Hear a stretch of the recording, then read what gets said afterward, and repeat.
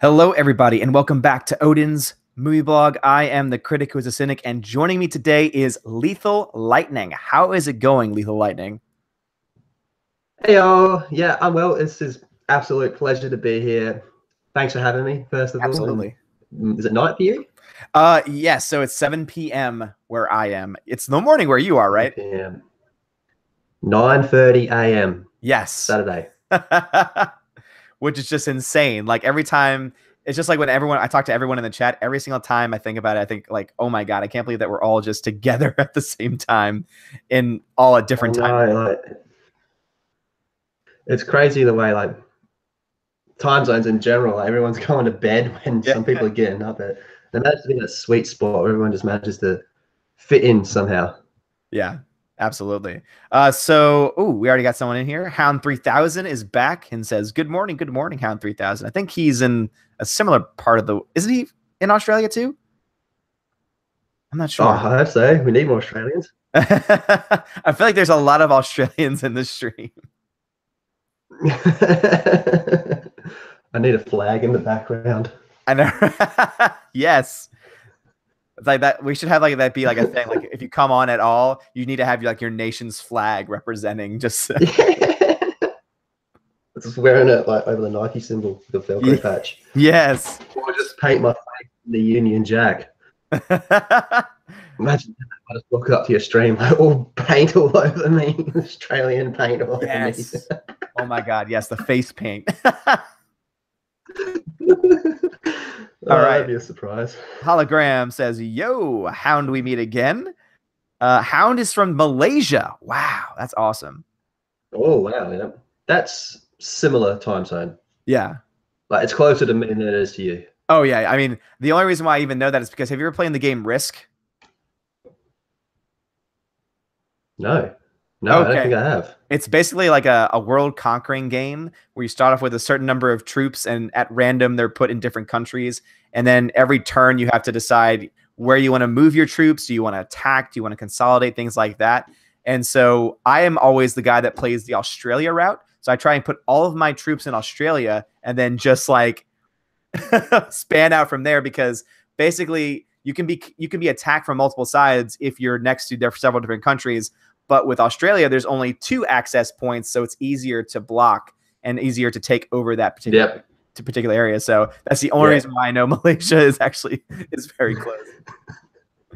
Through world conquering video games. Exactly, through world conquer. It's a board game actually. So it's a board game, but there are online versions of it as well. It's actually really, really fun. So I would recommend checking it out for sure. Let's see. Jake M. Yeah. Jake M says, what up, Odin? What up, Jake M? Richard Smack says, farking oath, mate. He's Australian, definitely. Yeah. That sounds like it. Greta is in the chat. Hello, Greta. Let's see. How goes it? Pokefan. Glad to have you back, Pokefan. It goes pretty well. We got Lethal Lightning with us tonight. Donald Hudson says, Asgardians assemble. Love you, Donald Hudson. And then Richard Smack says, Risk is a long-ass game that takes the entire day to finish. Like Monopoly. Yes. You end up playing it overnight. When they say, like, because Risk is a game where you can lose friendships. Like, it's it's that crazy. But yeah, let's see. My cousin once punched me playing Monopoly, so I think we should steer clear of that. Yeah. Let's wait until we have like. Do you know what game ruins friendships? What's Mousetrap. Yes. Mousetrap, man. That makes you flip out. You sit there cranking the thing. It does the boot kicks the bucket, and the marble gets stuck down the thing, and you just See, when we played the game, it didn't ruin friendships for me because when my family played it, we wouldn't play the game. We would just set up the trap and just play with the trap over and over and over again. Oh, that's probably the safe route. Yeah. Let's see. Egg says, who this? This is Lethal Lightning. Donald Hudson says, best risk strategy control North America. I know some people that do the North America route. I am just not one of them. It's just too much work for me. Gage is what is up? What is up, Gage? Random game users in the chat. What's up, Random? How's it going? Let's see. I was in her stream last night for me. Oh, she was hanging awesome. out for a bit. Good fun. I love Random. She's awesome. Dawson says Monopoly destroys families. Yeah, yeah. I've seen someone throw it out the window once. See, Brad Noble's in the chat. Our pet troll's in the chat. Odin is a young Les Moonbees. Les Moonbees. What? I don't know what that means. But anyway, we got a few people in the chat. So Lethal is our guest tonight. He'll be joining us tonight, and we're going to be going back and forth answering questions from the comments and also just talking a bit about his channel. So Lethal, tell us a little bit about your channel. When did you get started on this channel, on Lethal Lightning? I started this channel in November, but prior to that, I had another channel that I didn't really use very well. All I did on that channel was review comic books and then play a game from time to time. And then I kind of just got over that, but there were certain people that I liked talking to, and I made a few friends through it. And I was like, you know what, I'm just going to reboot and I'm going to do this properly this time. And then ever since then, I just started doing what I like to do, which is play games, talk about Star Wars. That's mainly like the main thing. Is I just like to share my passion with others, and I love it when other people share theirs as well. And I found it's just been like a great way to meet other people such as you and just discuss all things fandom. And I absolutely love doing that. Love it. Oh yeah, I mean, I do too. That's one of the main reasons why I dove into it as well, because as you said, like the community is just fantastic. Like there's just so many great people. And what I love most about your channel is that you go into like stories and topics that I feel like a lot of other channels aren't covering. But I really like that because I'm learning so much more about Star Wars from watching a lot of your videos. Because, you know, as I mentioned in the chat all the time, you're one of my guys that I go to for anything that's extended universe, anything that's Legends, because you just are so well read in it. And I feel like that always shows through in your videos because you always just talk about all the different possibilities, everything that could happen. And just, I love your breakdowns of everything going on with Legends. So what made you like want to focus what made you want to focus on Legends specifically, and also, of course, also the gaming aspect too? Well, in regards to Legends, like I knew from when I started this channel that I wanted to talk about Star Wars, and I was talking about canon stuff, but I was always throwing in Legends things here and there. And then after I saw Last Jedi, I was like, I'm pretty done with canon, so let's just go to what I like. And then there's a lot of other channels, like big channels for Star Wars, they were just talking about, like, you know, the big topics about, you know, Darth Bane, Darth Revan and all that. So I kind of had to get creative and all that and figure out a different way to discuss those things that they just wouldn't completely dominate. So I just tried to think of, all right, okay, maybe we take this character, put him in this situation. Is this possible? And what could it mean for the franchise? So that's kind of how I got into that. And it was a lot of like requests as well, because people would just talk to me. They go, oh, how would you feel if this happened with this? And I'd be sitting down going, yeah, that could work. That could work if we really think about it. And then as far as gaming goes, I've always been a gamer. It's just always been my thing. And yeah, and I like to play with others as well. So it's good. It's very nice. Good. Very, very cool. Let's get to some of these chats. Pokefans, first, NJE103 Egg says, good evening, everybody. Good evening, Egg. Pokefan says, I enjoyed your sarcastic video earlier, very much so. It was damn hilarious. So yeah, I basically went full on in. I was reading through the cast list and I was just showing so much joy. Oh. And it was so much fun. Talking about the Mary Sue. Oh, no. So I went Mary Sue. I went full Mary Sue on the casting list for the right. episode 9, and it was a lot of fun. I haven't even got the notification for that yet, but I know, like, dude, YouTube has just been pissing me off lately. It's just been so it's been so stupid. Do you have the same problems with yours? Like, are you getting people telling you that they've been unsubscribed and that they're not getting notifications for your videos? I haven't had anyone said unsubscribe, but I've had people say they haven't got notifications. Yeah. It's just, to me, it feels like something that could be so simple to fix. And it just adds to my frustration. My frustration levels are just so high right now with everything going on with YouTube. Especially if you're waiting for monetization. Yeah, and that, like, I was talking earlier to someone about this, and I was saying, like, why can't they just be like, once you hit this level, boom, you're monetized, and then if the person is sketchy or if the person is breaking any rules, they can be reported, or this, you know, this miracle that is the algorithm that they use can, like, catch it and then deal with those issues instead of just saying, oh, we're going to make you wait because it's like, you know, they're not manually going through every single video. Like there's so just many. no way. Like there's just no way that they could possibly do that. So basically it's just like they're dragging their feet to be, you know, let's see. Rat Boy says, Asgardians assemble. Absolutely. Welcome back, Rat Boy. Gage says, Monopoly was made by Satan. It causes chaos. So do you think that Satan created Monopoly? Well, now that I think about it, there's a lot of hints towards it, you know. It's like a divide and conquer tactic by him. Because let's face it, man, there is no God in that game. There is nothing holy there. That is very it's true. Just pure aggression. I know. It's like because you're building those hotels and those houses and making people pay every time and finding joy in their suffering as they were taking their money. Oh, it was absolutely created by Satan. Yeah. The object of people bankrupt. Let's see. Voorhees67. What's up? Voorhees says, what's up, Odin? Loving these shill videos. Thank you. So that's just my sarcastic videos. Donald Hudson says, nice to see you, Lethal Lightning. So, oh, thank you, Donald. Always great to have Donald here. Jake M, I watched Batman v Superman Ultimate Edition today. It redeemed that terrible movie for me. Are we talking about the Star Wars cast? So have you seen the supposed Batman v Superman Ultimate Edition? Yes, I have. I'm wearing the shirt. Oh, okay. Hold on. Go ahead and say something so that way the video changes to you.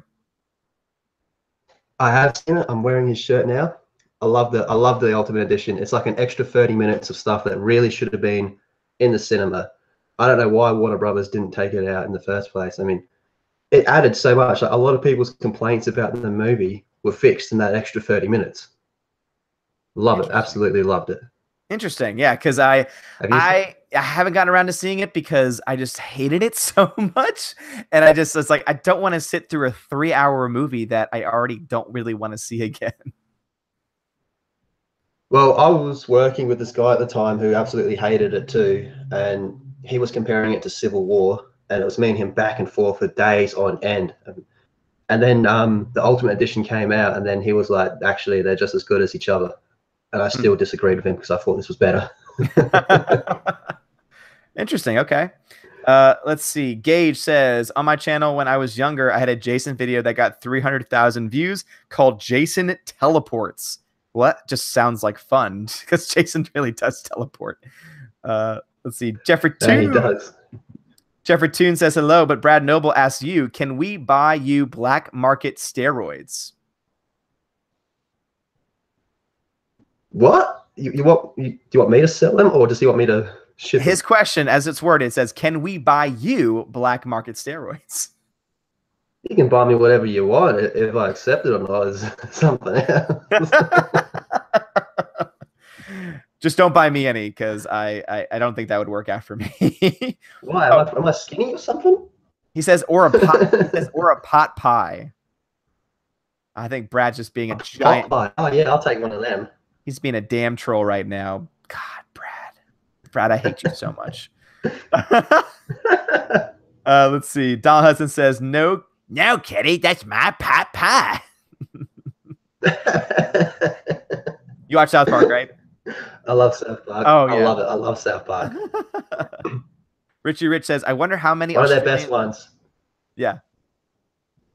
One of their best ones is with Russell Crowe and Mel Gibson, like two Australian actors, and they're just, the Mel Gibson one is absolutely pure gold. Have you seen that one where he's doing Passion of the Christ? Is that the one? Because I think they did two with Mel Gibson. The one I'm thinking of is the one when they try and go to Mel Gibson's house to get back their money. Yep, that's the one. Okay, that's the one, because they go and see Passion of the Christ and they walk out going, we just paid to see a snuff film, we want our money back. And they go to Mel Gibson's house and he's completely insane. And he's like running around in his underwear and it's just, oh yeah, it's so great. And then, yeah, I love quoting the one... Mad Max lines. Yes, no, I think my favorite episode, now that you mention it, is the one with Russell Crowe when he has the show. It's like, oi, Tugger. Fight round the world. It's like, They now make a lot of jokes. on this episode, I'm going to on. defeat cancer. But since I can't find cancer, I'm just going to beat up somebody with cancer. Come here, you damn cancer bastard. What about when he goes and kicks the crap out of his editor? He's like, "Oi, you don't edit Russell Crowe. Russell Crowe is poetry." Because that's like I don't know like how well it's known overseas, but that's a lot what he's actually like. Like he tries to be a full-on poet. He went through this weird stage where he was like, he had two bands called Ordinary Fear of God, yeah, and 40 Odd Foot of Grunt, and it's terrible. It's terrible. That's why the boat shoots himself when he starts singing. And he was writing all this weird poetry and all that, and just walking around going, "I'm a poet. I'm the best poet in the world." And everyone's like, "Go away, you psychopath." Oh man! All right, Richie Rich asks, So I wonder. they nailed that. Richie Rich says, "I wonder how many Australians are flat earthers." I'm not supposed to tell you this, but Australia doesn't exist, and the Earth is flat. Yes. I'm actually in Somalia. Ah, of course. It all makes sense now. This Paid actor. Let's see. Inflamed says, "What's up, Odin? What's up, Inflamed?" Jake M says that video was great. Well, thank you. I appreciate that. Jimmy, Lethal, do you play KOTOR, Knights of the Old Republic? I've played through it many times, but unfortunately, I don't have a gaming PC, and I'm on a PS4, so I can't buy it on backwards compatible. I can't buy the old version because it's only on Xbox. But trust me, I've been through it. I've been through it. Nice. Wasn't the first version on N64, or was there a version even before that? No, the first one might have been an original Xbox exclusive, maybe on PC as well. So it's not as old as 64. Okay, because my friend said that there was like a 64 version, or there was a 64 Star Wars game that was worth playing. But every time I looked at it, it was like $200. Oh yeah, yeah. There was a few old ones that are pretty good. Okay, cool. Let's see. Don Hudson says Australians aren't flat earthers; they're under earthers. Yeah, land down under. Down under, yes. DJ D Show, what is up, DJ D Show? No notification. Sorry I am late. Just when I thought I could relax, another explosion of news. Star Wars, Game of Thrones, CBS, loot boxes, etc. Yeah, I don't know what's going on with Game of Thrones or CBS, but yeah, Star Wars, yeah. That amazing cast list, guys. Let's just, for a second, that amazing cast list. I mean, so many surprises. Rose Tico is coming back, and I know that Ethan Van Sciver is going to be very happy about that. I'm obviously very happy about that. And I'm sure that Lethal is also very excited because we got Rose Tico back. Tell us about your love for Rose Tico, Lethal. I don't even know why it's called Star Wars. Shouldn't it just be called Tico Stories, a Star Wars story or something like that? I mean, like, yes. What else is there? There shouldn't be anything else. I don't know. Apparently, there's this other character. What do they call him? I think his name's like Darth. Who cares? Tico. Yeah, he's just an old white man, and we don't need stories like that anymore. We need more Tico. I need more Tico in my life.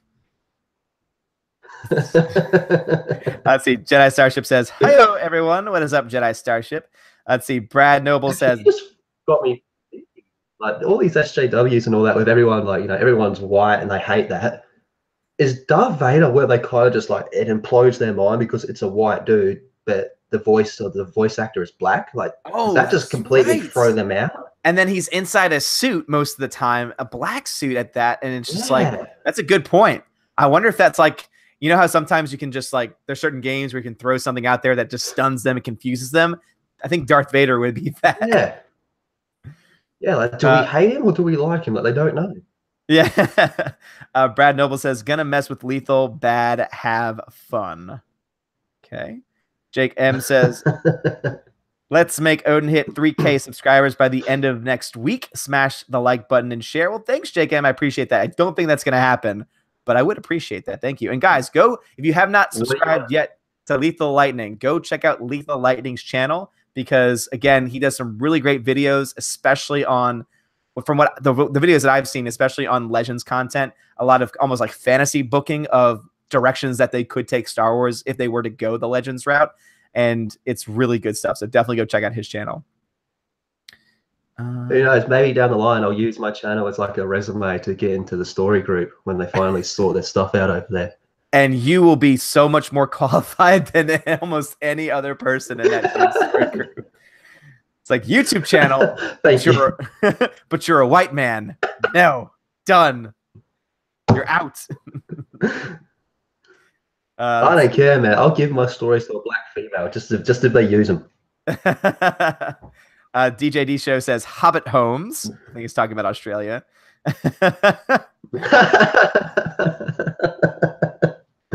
That's good. Though I think they shot most of it in New Zealand, which is not Australia. Yeah, New Zealand.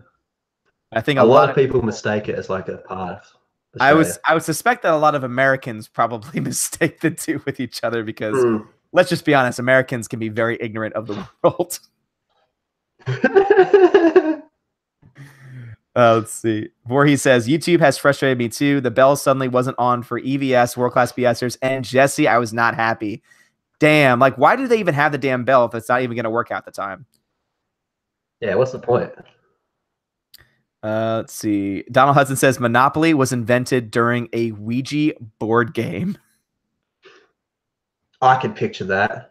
I can picture that. Someone's got their hand on the board and they're asking the question, how do I destroy people? And then the hand just starts spelling it out, M-O-N. It just goes all the way around to Monopoly. Monopoly.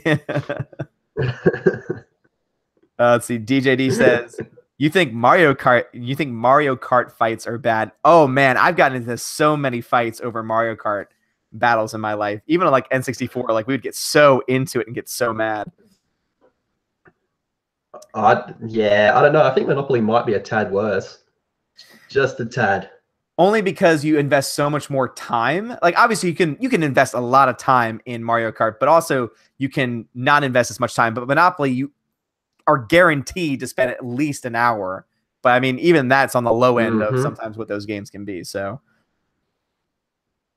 let's see. Eric with a K says, no, haven't seen the Ultimate Edition. I've tried watching it, but I couldn't force my way through the rest of the crap it had just to see 30 extra minutes to see if it could be better.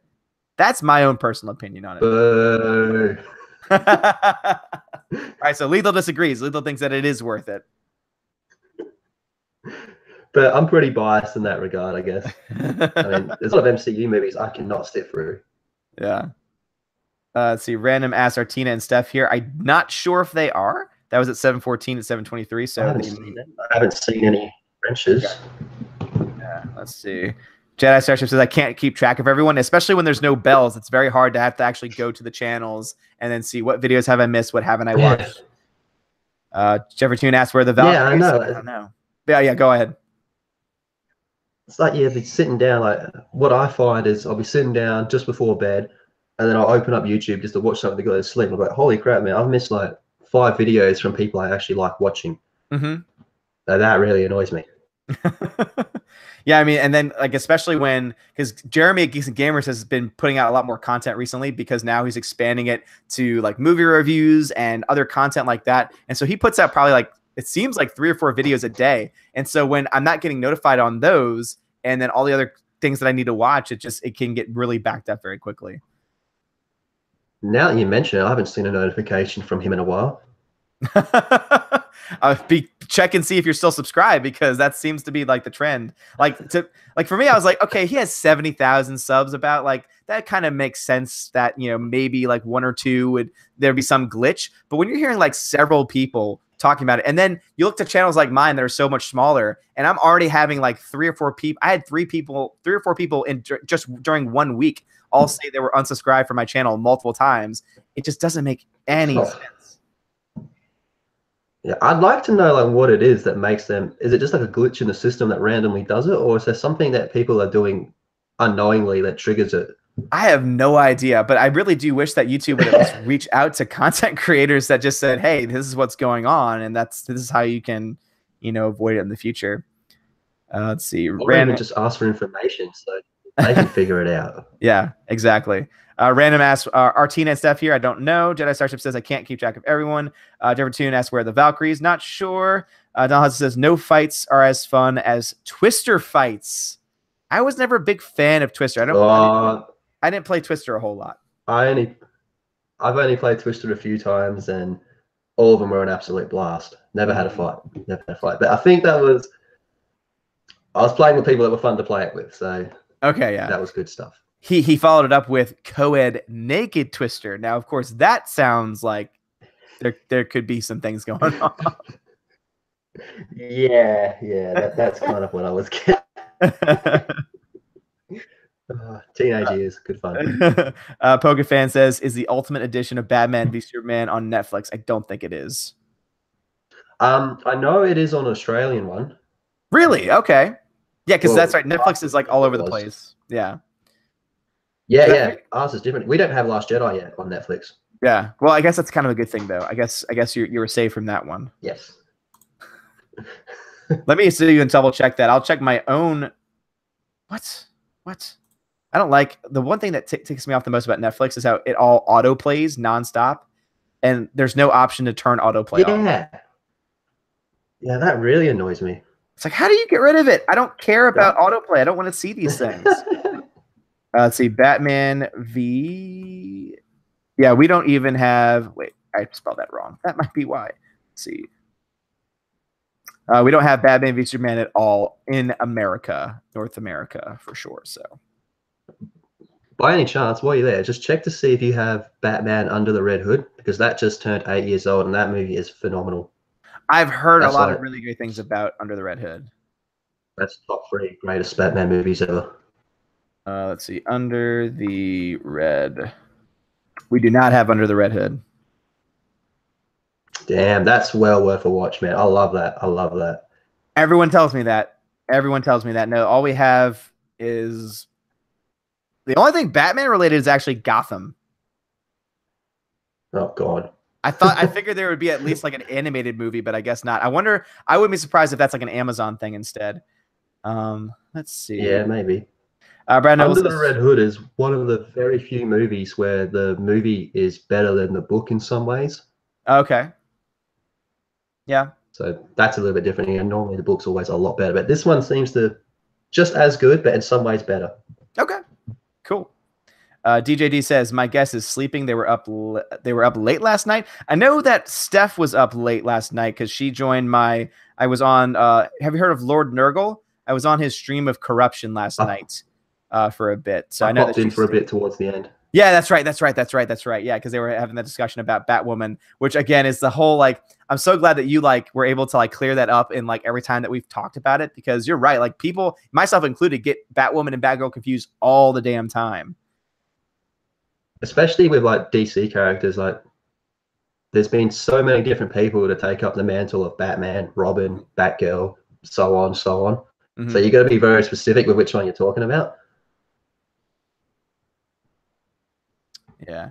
Let's see. Waven22. What's up, Waven? I just happened to run into a live stream. Hope all is well. Good people. Thanks, Waven. Yeah, I wanted to start at around 7 because I knew that there were some people who, when I just start my streams, usually around 8:30, either can't join or can only join for a second. And Waven, I know that you're one of them, so I try to start it a little bit earlier on my end just to see if we can get some people who normally can't watch in. So welcome, Waven, back. Don Hudson says, get your jokes in now before the Valkyries appear. To which Brad Noble responds, oink. And Brad, I do not appreciate that joke at all. Let's see. Random says, well, Doomcock kept me up late last night. All right.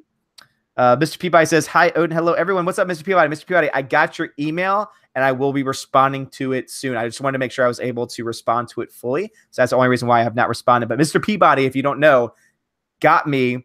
He lives in, he lives in Australia, and he got me a Rose Tico action figure.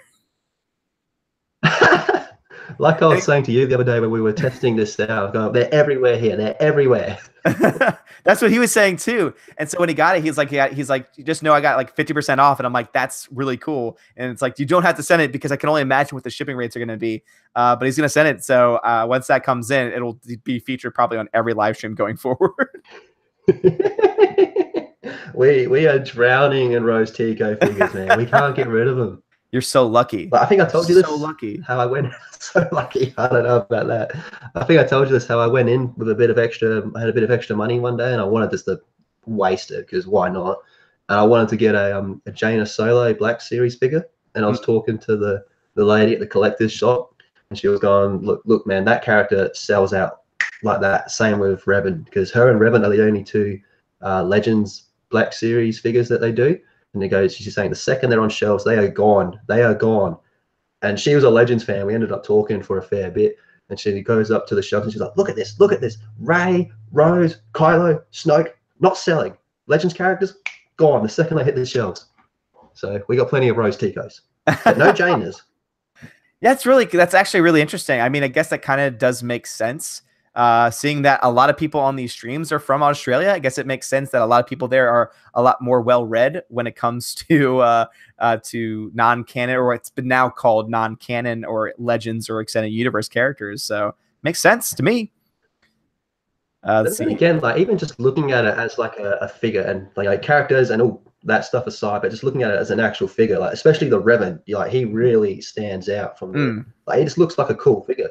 And the Jaina, she comes with heaps of stuff. Like she's in like her stealth black pilot outfit. She's got a gun. She's got a lightsaber. She's got a helmet. Everything. Like it just really stands out from your basic Kylo Ren with a cape and a crossguard sword. You know, it's like something that's completely out there. And I guess not a lot of people want the Rose Tico with the with the potato sack outfit and the little blaster. I guess that makes kind of sense to me. Who believe she comes with the taser though, if that helps. There you go. Hey, you know what? If you see one, pick it up because they won't be around for long, I imagine. I mean, there's no way.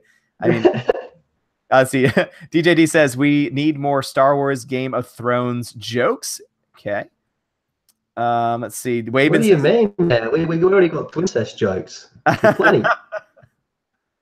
Waven says Doomcock sounds like a really weird porno.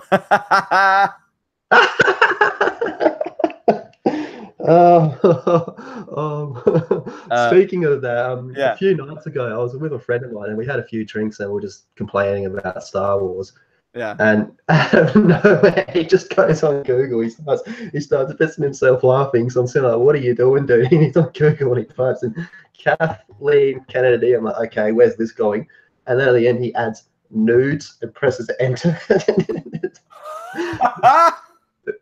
There's nothing there. There's nothing there. Thank God. Because after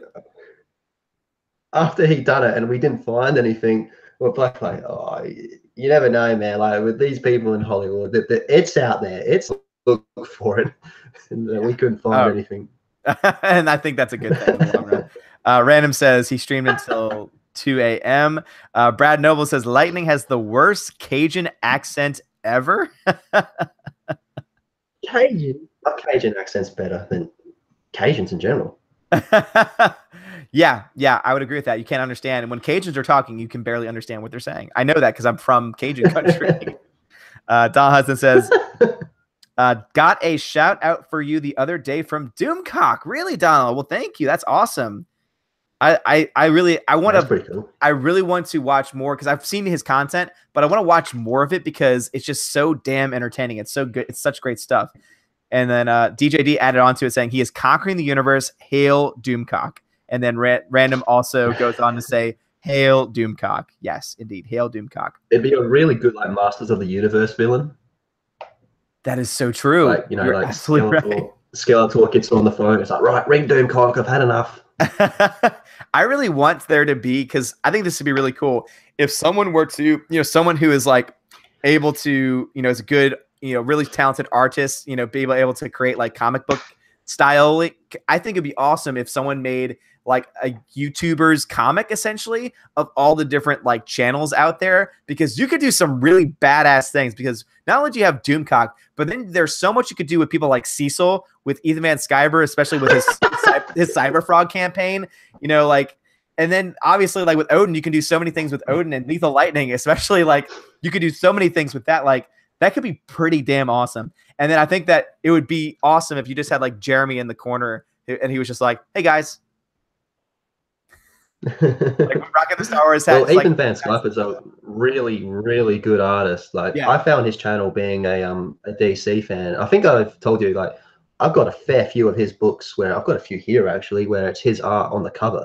And man, he can draw. He can draw. Yeah, I've seen his live streams, like his silent live streams, and he is talented as hell. Let's see. Bitter DFD says, "Groan. What are you groaning about?" Let's see. Brad Noble says, "Quit shilling red." Nope, never gonna stop. Random. Oh, so he was talking to Random, and she said, "Never." Sebastian Nocturne, welcome. Sebastian Nocturne, welcome back to the chat. Let's see. Egg says, "Tico, the greatest Star Wars story." Mr. Thistleblump says, "Tico, yes. Rose Tico, not so much." I love Rose Tico. I'm sorry. Brad says, "We are getting CGI Leia. Enjoy." No, we're not. If you actually watch the announcement, they are not giving us that. And Brad Noble is also betting on Ewoks. Do you think there's going to be Ewoks, Lethal? I don't know if there is going to be Ewoks. God, I hope there's no Ewoks. But did you see that they're returning to the set of where they filmed Yavin 4? Yeah, so because as soon as I saw the name of the studio, I thought, okay, well, that's a classic studio for those films. So I think that could be really cool. But yeah, also too, like all the different, on set, rather on location sites too. I don't know, like, but I will say this much: if they brought Ewoks in, that would be enough for me to go watch it again. Not gonna lie, because then I would be one step closer to my Darth Jar Jar Binks with an Ewok Padawan, and I want that film so much. I really do. What would you call the Ewok Padawan? What would you call him? Oh man, Darth Cuddles. Darth Cuddles. So we've gone from Darth Plagueis the Wise, to Darth Sidious, like one of the most powerful characters, to Darth Vader, one of the most feared and ruthless characters, to Darth Cuddles. Yes, and and the way the story would work is that you would have Darth, you'd have Darth Jar Jar doing the same, like, "Mr. Darth Lord," like doing this entire whole setup, and then Darth Cuddles would still do his, like, bing, bing, bing, bing, like just his, like, total, like, staying completely in character. It would just be fantastic. I'd love it. Have you seen the fan art of Jar Jar Binks with the Infinity Gauntlet? Where he's like, "You're sowing big doo-doo this time." Yes, I have. It's so damn good. I love it.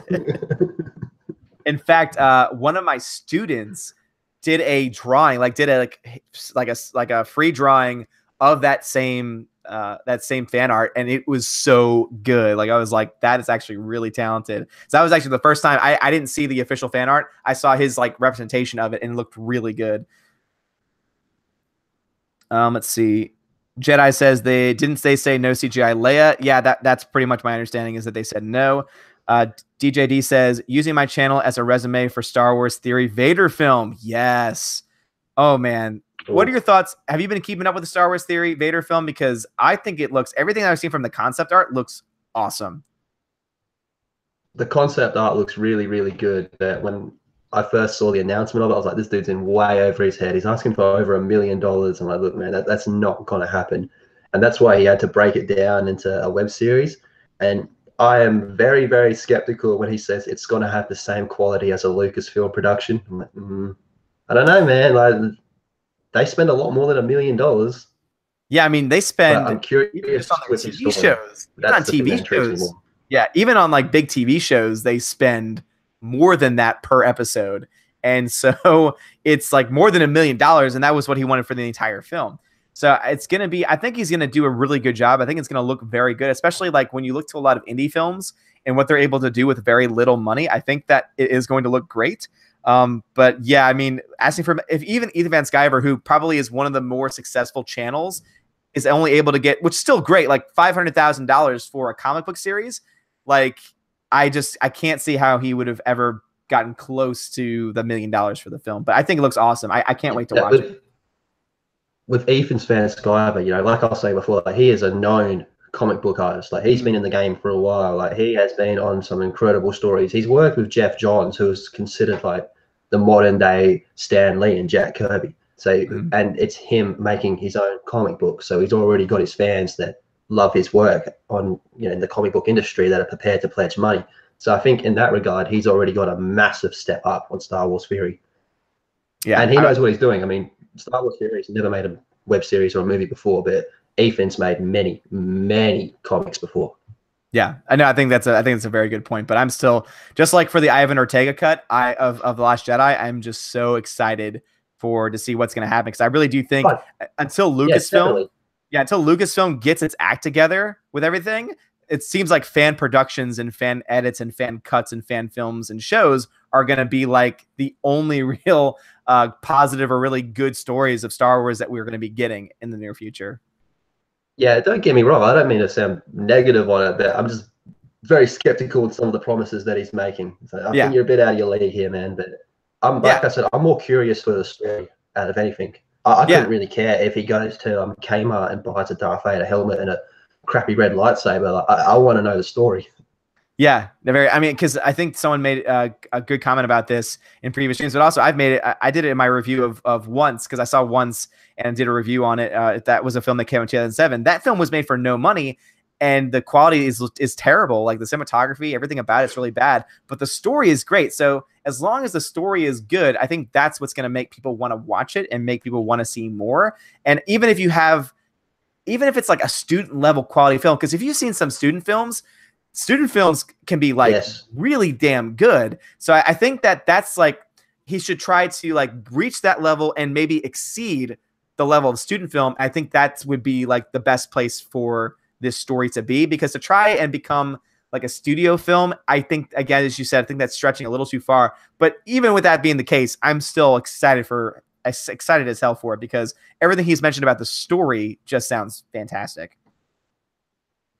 Yeah, I'll watch it when it comes out. That's definitely going to happen. I mean, I don't see why people wouldn't. It's going on YouTube for free. Like, you might as well watch it.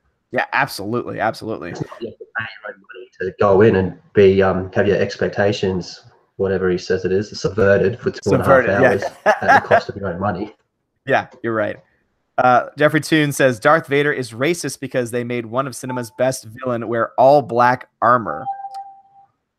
That is a good point. Why not? That's the way it's seen these days. Why not, man? It's essentially the same as blackfacing.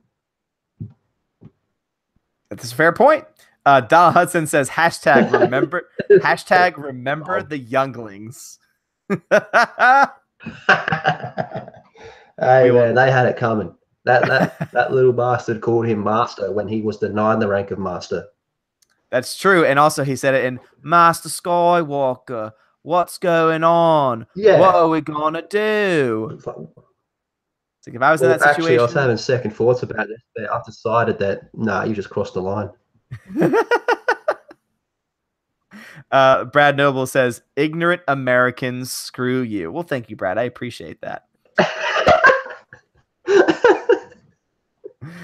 Let's see. Jeffrey Toon says, "We need the Valkyries. Brad is running amok." Yes, he is running amok right now.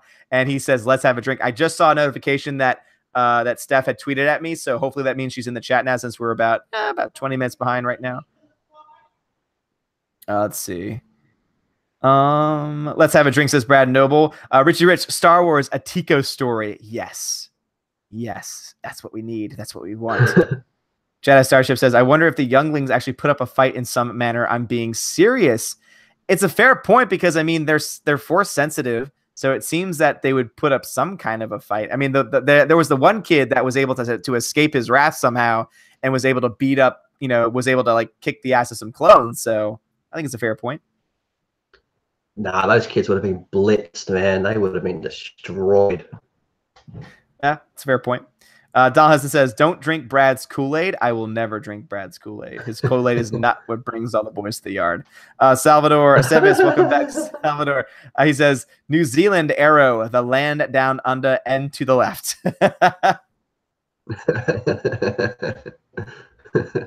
Let's see. Brad Noah says, "I liked Jeffrey." I still like Jeffrey. Jeffrey, there wasn't much the younglings can do. They don't have saber skills. That is true. That is true. Yeah, they were just, ragdolled, really. Yeah. Oh my God, Brad actually made the joke that I just said. He said, "My Kool-Aid brings the boys to the yard." Brad, get out of my Great head. minds think alike. Let's see. Mr. Thistleblum says, "What's up, room? What's up, Odin? Love the latest Buffy video." I didn't do a Buffy video yet. I want to, though. Donald Hudson says the Yeah, I younglings. can't believe that's even happening in the first place, man. That's just Yeah, it shouldn't happen. It really should. why. There's no need to touch that property. Just let it be how it is. But I think it is funny how like there are some people who are, you know, many would consider them to be SJW who are actually freaking out over their casting choices or their. I've already been in. You've been in already? Yep. Okay.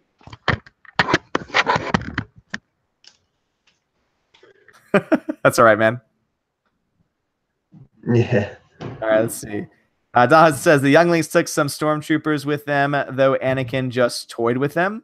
Yep. Let's see. Brad Noble says, shame, Jeffrey. DJD says, I have not had any Geeks and Gamers notifications in 3 days. Damn. Yeah, that sounds about right for me too, actually. That's just weird. I I'm don't gonna understand. double check, see if it's still subbed. Yeah. Richard Rich says, why do Aussies stream at like 5 a.m. and pretend it's strange that nobody is watching? Because the rest of the world is active around that time. Like, we're all asleep here, but if we want to get an audience, we have to smash coffee and, you know, staple our eyes open so we can actually, you know, be around during the time that most of the world is up. Their prime time. It's terrible. Voorhees says superhero movies by default already have no stakes attached to them because you know the hero is always going to win no matter what. Infinity War's ending will be ruined because of cast list of Avengers 4. I think it's gonna be. I completely agree with that. I completely agree. Okay, so what's your take on that?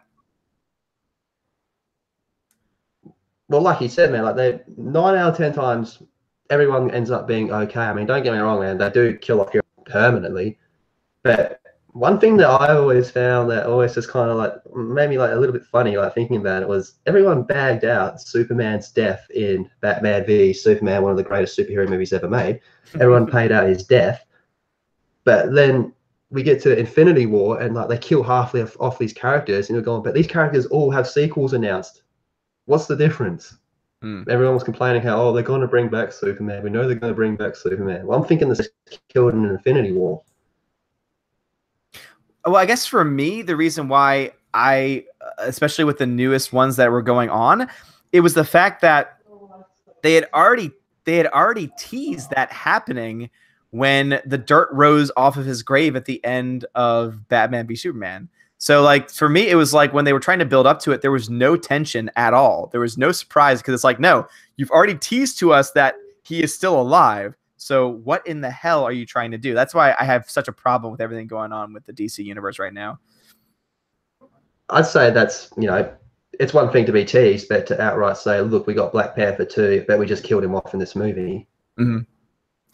True. Kigo Roger says, just got here. Can you give us a summary? So many things to be said, but right now I am hosting Lethal Lightning. So the biggest thing I can say is go check out his channel. Let's see. Brad Noble says milkshakes are a requirement. A hologram says just saw Frankie Valli take the stage on Ethan's channel. Awesome. I can't wait to check that out later.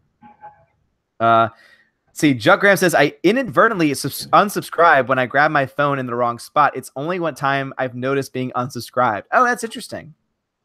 But I can't see how. Yeah, I've done that once. Yeah. I say I can't see how that would be like the common thing to happen though. Nah, definitely not. Definitely not common. No, it says I'm still subscribed. I'm just not getting notifications. You got the bell put on and everything. I don't know. Yep. Man, that's so silly. Let's see. Bitter says everyone is a winner. 600-pound Twinkie, welcome back. Can't stay. Just wanted to drop by and give a like. Well, thank you, 600-pound Twinkie. I appreciate that. Donald Hudson says got lethal blushing. Brad says Frankie Valli has so many good songs. Mr. Thistleblum says I don't even switch on notifications. I can't always watch them, and I don't need CinemaSins dings sounding at inopportune moments like a job interview. That's a good point. Brad I normally have like my media notifications turned off, so I'll look at my phone. There'll be like all these notifications from Twitter, Facebook, YouTube, and I'm like, you know, because that is completely right. Otherwise, it'd be ding, ding, ding, ding. especially when you get involved in like when you see something on Twitter, like some SJW crap on Twitter, and you just decide to like, no, I'm going to say something here, and then it's just ding, ding, ding, ding, ding, ding, ding, ding, ding, ding, ding, ding. Brad says to watch Under the Red Hood, but then Mr. Thistleblum says Under the Red Hood is decent. Batman Ninja feels forced and uncomfortable, like a bad date with a beautiful moron. Batman Ninja was terrible, man. That was terrible. Like, some of the animation looks good, and I like the theory of what they did, but the execution was just so bad. I mean, like, yeah, you want to have Batman teleporter being a samurai, and he's not even a ninja; he's a samurai in that movie. Oh, and then you have Joker, who's in like a gigantic Godzilla-sized robot running around in the samurai times, and it's just, what is going on here, man? Catwoman, I thought Catwoman looked really good in it, though, and the ending was completely stupid. Like, because he ends up back, it all works out at the end, and he's cruising around in Gotham City, modern daylight, in like a samurai-style stagecoach with a bat symbol on it, as Bruce Wayne. Oh man, I'm probably gonna skip Batman Ninja because that just sounds rough. Skip that one. Skip that one. Yeah. If you want a good DC animated movie from last year, because DC's animation is just phenomenal. The best one from last year, in my opinion, was Death of Superman. Yeah, I heard really great things about it.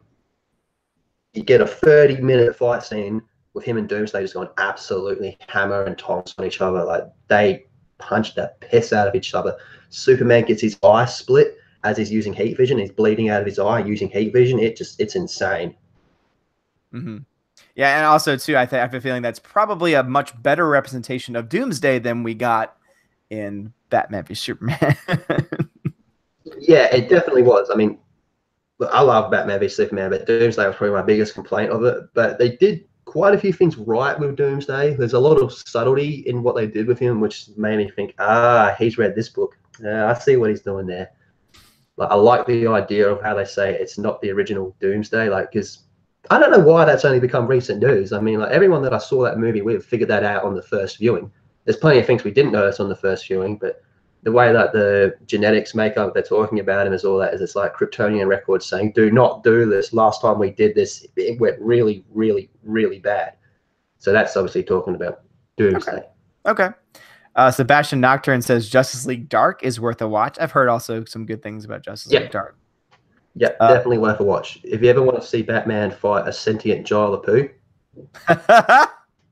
That sounds like my... No, seriously, it's good. It's a good movie. Yeah. Cool. Eric Rajala says, sup, oh man. What is up, Eric? Jeffrey Toon says, do you remember that young Jedi that tried to protect the younglings against Anakin at the Jedi Temple? What was his name? I don't know the name of that guy. Which one? Sorry?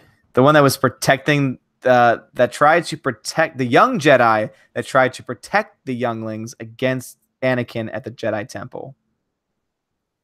Does he mean the one that made it? Talking about the one who's Master Skywalker? Is he talking about him? I don't think so. I guess he's talking about the one that made it out. Like, I think he's talking about the one that made it out at the very end and was killing clones, I guess. I'm not sure. I do know that. It'll come to me in a minute. Yeah.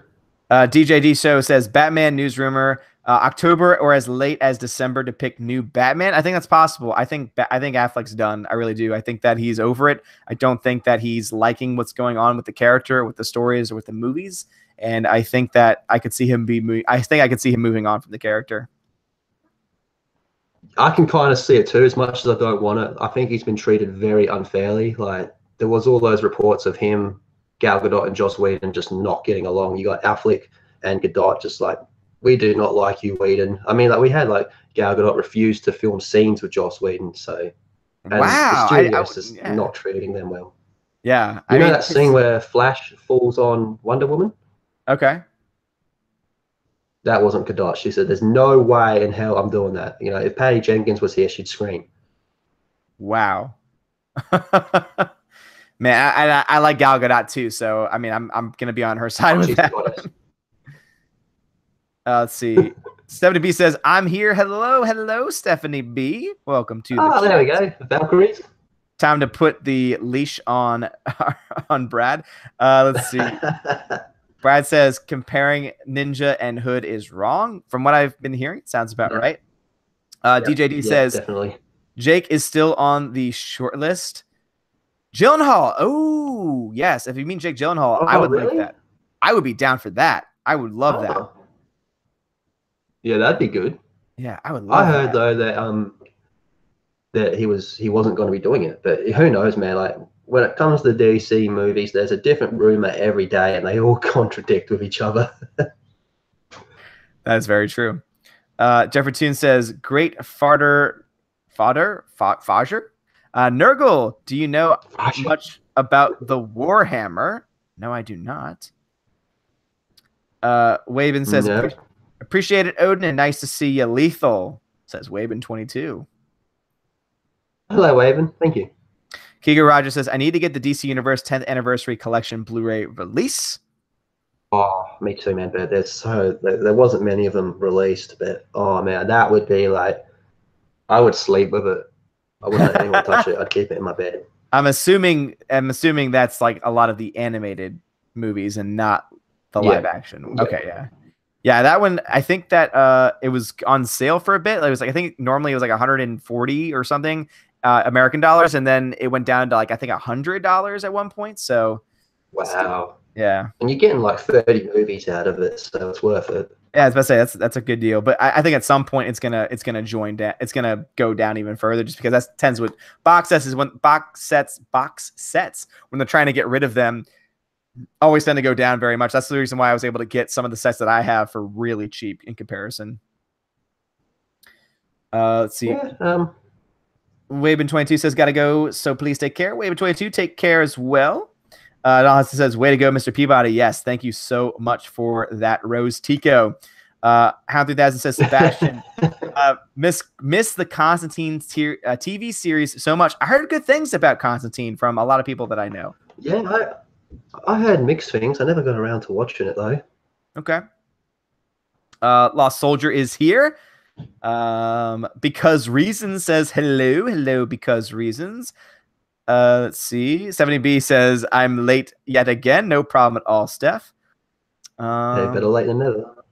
Let's see. So Sebastian says that it was a good show, that Constantine was a good show, but DJ D says Constantine was a bad show. So I think the mixed reaction seems to be pretty spot on right now. Yeah, that's kind of what I heard as well. Like it was, some people liked it, some people didn't. But there's not many people that are in the middle with it. Mm-hmm.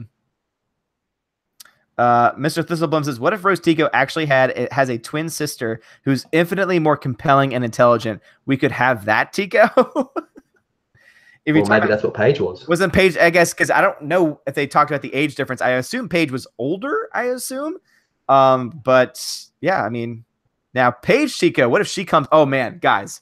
So we have an entire 30-minute subplot focused just on Rose Tico. Rose Tico shows herself to be force sensitive. she's holding the lightsaber that's been thrown around by so many different people, and then all of a sudden we hear a voice. She turns around. It's Paige Tico. She is a force ghost there to console her sister and guide her and train her in the ways of the force. That would be a movie I would watch. Sold. Exactly. Sold. I am sold on that. Let's see. Hologram says, have you gentlemen seen Superman 2, the Richard Donner cut? Way better than the original Supes 2. I have not. What about you? I have, and I agree. Okay. A lot better. A lot better. What's better about it specifically, would you say? It's been a while since I've seen it actually, but from memory, they managed to, a lot of like the cheesiness was kind of condensed out of it, and it's like, it just felt more like, because the Zod stuff in the movie, like I really enjoyed the Zod stuff, and it's just like this whole other, it's mainly just like the cheese factor has been toned down, and it's just more about Superman. Like it's more like what you'd want to see out of it. That's how I felt. But I think I've got it here actually on a USB somewhere that I've been meaning to rewatch for a bit now. Okay. Because someone brought it up with me not that long ago. Someone at work brought it up. Yes. Yeah. I'm pretty sure. Yeah. Yeah, he did. We were talking about it at night, and he was saying that he didn't have a copy of it. And I said, I reckon I've got it somewhere. Okay. Yeah, and actually, I have the live chat up too, just so I can make sure that if anything happens, like if like a stream goes out or anything, that I'll know right off the bat. But I saw one of the first chats I saw, like skipping ahead a bit, was Darth Tico, and it made me instantly think even better. So all of a sudden, what you have is a situation where you have Rose Tico, Rey, Finn, Kylo Ren in the same room, and then all of a sudden you have Rose Tico turn on Rey and Finn to reveal herself to be a Sith. And then the first thing you see is you see Rose Tico go over to Kylo and start making out with him. Now that would be amazing. Everyone's talking about Reylo. I want to see the Rose Tico Kylo Ren storyline that's going to subvert all of our expectations. That's what I want to see. Wow. Do you imagine that? It's like Rose, Rey, and Finn, like you said, okay, they've got Kylo captured. Like, let's really think this out. They've got Kylo captured. Like, it's over, man. Like, it's done. End of the movie, man. You're looking at the watch going, man, that's a quick movie. Hey. And then all of a sudden, man, like Chancellor Palpatine style, how he pulls his lightsaber out of his cloak. Rose Tico does the same thing, but it's Darth Vader's lightsaber, something that Kylo's been searching for his whole life.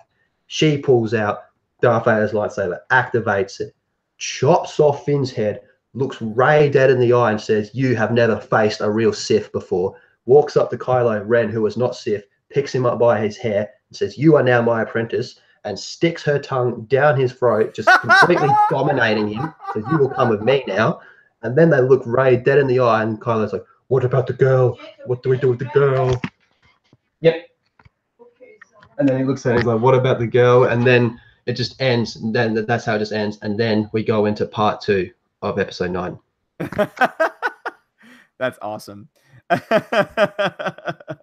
And also, it's already been established because she kisses Finn, who wasn't asking for anything. Oh, that's right. I always forget that, hey. And we're actually getting... How many times have you actually seen Last Jedi? I've seen it twice. Because the first time I saw it, I didn't know how to feel because I was just so confused. Because I was like, wait, is he dead? Did he just disappear? I was so confused by the ending of the film. And so then I watched it again. And when I saw it, I was just like, okay, so the jokes that I laughed at didn't hold up the second viewing. Like, they just became very weird and awkward. And then by the end of the movie, I was just like, that was not very good, and the ending sucks. So, yeah, I've only seen it twice as well. I watched like the first hour or so. I think I was telling you I watched the first hour or so with my dad, which counted towards my third viewing. But I saw it once in the cinema. Man, it was crazy seeing it at the midnight screening, man, because up until then, I'd gone to Force Awakens, Rogue One, Last Jedi, all at the midnight screening. Mm-hmm. And being in Australia, it's a bit of a... Like, I'd seen it before it was even out for you, for example. And, man, I was talking to people across, like, overseas going, man, it's bad, guys. It is bad. And leading up to the movie, man, I'm not going to lie, man, I was so hyped for it, man. I was super duper hyped. Like, if you go on Google and just type in Last Jedi wallpapers or something, man, I think it all looks absolutely amazing, like all in the red and all that. Yeah. And there was people at the cinema cosplaying all in the red outfits, like from the posters, and it looked absolutely insane, man. Like, we're sitting in the screenings, midnight screening, comes up Lucasfilm, everyone waves their lightsaber, yay, Star Wars, Episode 9, Last Jedi, everyone's like applauding and all that, woo, everyone's going schizo. And then at the end of the movie, man, it's the first time I'd ever seen a Star Wars movie when no one clapped. I remember being a little boy when people clapped in The Phantom Menace. But that movie ended and everyone was just staring out of the cinema going. And like, man, you could hear people talking to each other in the cinema. It got to the Leia scene when she's flying through space. And I could hear the person behind me lean over to, I don't know if it was his wife, girlfriend or whatever. And he was like, what the fuck is going on here? Well, that's why I love that article by... oh man, my short-term memory is terrible, but I covered it in a video a couple of days ago. Matthew Kadish. Yeah, that's why I loved his article, because that really is the moment where everyone's just like, because you know how he was making the argument saying that what good films do is they make you, or it's all about you being willing to give up your your sense of, okay, I know that this is a movie and it's not real for like an hour and a half, 2 hours. And that was the moment when everyone was just pulled out of that moment saying, oh God, what the hell am I watching? Yeah, man. That. All right, let's see. Oh man, that was the most awkward car ride home I ever had, because I saw my cousin. And like when the movie first ended, like he just looks at me like waiting for like, what did you think, man? And I'm just looking at him, and the first thing I said was, I just said Rogue One was better. That was the first thing I said, and then it was pretty quiet walking out of the cinema, and everyone else was pretty quiet at the cinema as well. And there was people like from the media interviewing people, because I was showing it on the news the next day. And then you had like a few people going, oh yeah, it was really good, really good. But all those people loved it before they could even see the movie. You can just tell. And then there was like one dude who was dressed as Kylo Ren, and like, what did you think of the movie? And he was like, oh yeah, oh yeah, oh yeah, oh. It was like very like just stumbling on his own words. Oh yeah, I think I'll go see it again. And then I got to this one dude, and then they didn't show him on the news because he just looked like they gave him the mother. What do you think of it? He's like, shit. And then we're in the car ride going home, and it's just so silent, man. And then he drops me off home, and he's like, you want to think about the movie a bit? I was like, yeah, I'll message you in the morning. And then I started work at like 6 o'clock in the morning, and I was on my way to work. I was like, messaging him, I was like, I don't like it, eh? And he replies back like this whole paragraph of why he didn't like it. Oh man, that's awesome. All right, let me just get into this chat, try in case now we're about 30 minutes behind. So let's try and get. Let's see. Mr. Thistleblum says, I love this Constantine series. Brad Noble says, always late, giving crap to Steph. Let's see. Jedi Starship says, I remember the young teen that killed those clone troopers on the platform. I'm talking about the youngling Anakin killed in the Jedi Council chamber. Would be cool if they force pushed him. Anakin. Okay, so I think it's like the Master Skywalker one. Lost Soldier says, I want an annoying orange action figure, the one played by Lupita Nyong'o. Annoying orange is one way to talk about Maz Kanata. DJD says, The Hobbit Holmes was a Kiwi joke. They tell me to say to Aussies. Yeah, I understood the reference. Jeffertine says the actor who played Constantine TV series English accent was all over the place. Tom Ellis as Lucifer in the Amazon Fox TV series performance is always fantastic. I've heard good things about Lucifer. Stephanie B says, yeah, me too. Yeah. Allfather, I'm on the job and alerted Tina too. Awesome. Thank you, Steph. Brad Noble, the band Hammer is back. Damn right. Jedi Starship says, Doomcock in the year 2025. We are trying to keep hope alive. Lost Soldier, where are my space dragons? Jimmy says, Batman Under the Red Hood is amazing. All right, so it sounds like it should put it on the list. It's incredible, man. Yeah. Keegan Rogers says, Kathleen Kennedy has a twin sister. It might not be Kathleen Kennedy. Okay. Yeah, I've heard she's had a sister. Oh, she's really nice. I think that was a reference back to the porn comment. Because reasons says space dragons are up your ass with Harry Potter. Oof. Keegan Rogers says, I know Cajun seasoning. Damn right, Keegan Rogers. It's pretty damn good. Hologram says, Olin Cajun I know is Gambit. Yep, sounds about right. Trevor Toon says, Mask of the Phantasm is good, but it's got the Joker in, so of course it is. Yeah, I've heard great things about Mask of the Phantasm is full stop league best Batman movie made. It might not be your favorite, but it is league best one. Like if you want to know what Batman is, what he's about, that's the one. Mm-hmm. And it has the best love song ever written. Yeah, absolutely. DJ says, yes, Mask is good. Jedi Starship says, chit chatting. Hail Doomcock says, random. Richie Rich says, Doomcock would make an excellent Doctor Who villain. Because Reason says, F. Cecil, he's dead. Jeez. That's very... don't talk about my Cecil that way. Cecil's life. Cecil's Bay. The Force is Cecil. Do not talk about Cecil that way. Oh God, Jackie Sisk says Jer Binks equals Jeremy. Don't tell him that. Now that you mention it. Lost Soldier says, Odin, isn't there a Star Wars poster with the Phantom Menace? We could make a comic out of it. Yeah, you're right about that. I've seen the Phantom Menace label before. Donald Hudson says, I have a friend who's a trained artist. I'll get him working on that YouTube comic plus the Blade Twilight crossover. Yes, Donald Hudson, please. That sounds. I'm not gonna lie, I'm more keen on the crossover. Oh yeah, on the Blade Twilight crossover. You're damn right. Yeah. I just picture this vision in my head of what's the name of the vampire? The Twilight vampire? Let's see, Edward. I picture Wesley Snipes, Blade, black leather jacket, sunnies, Mortal Kombat style, just holding Edward's head up like that. There's like blood dripping out of it and all that.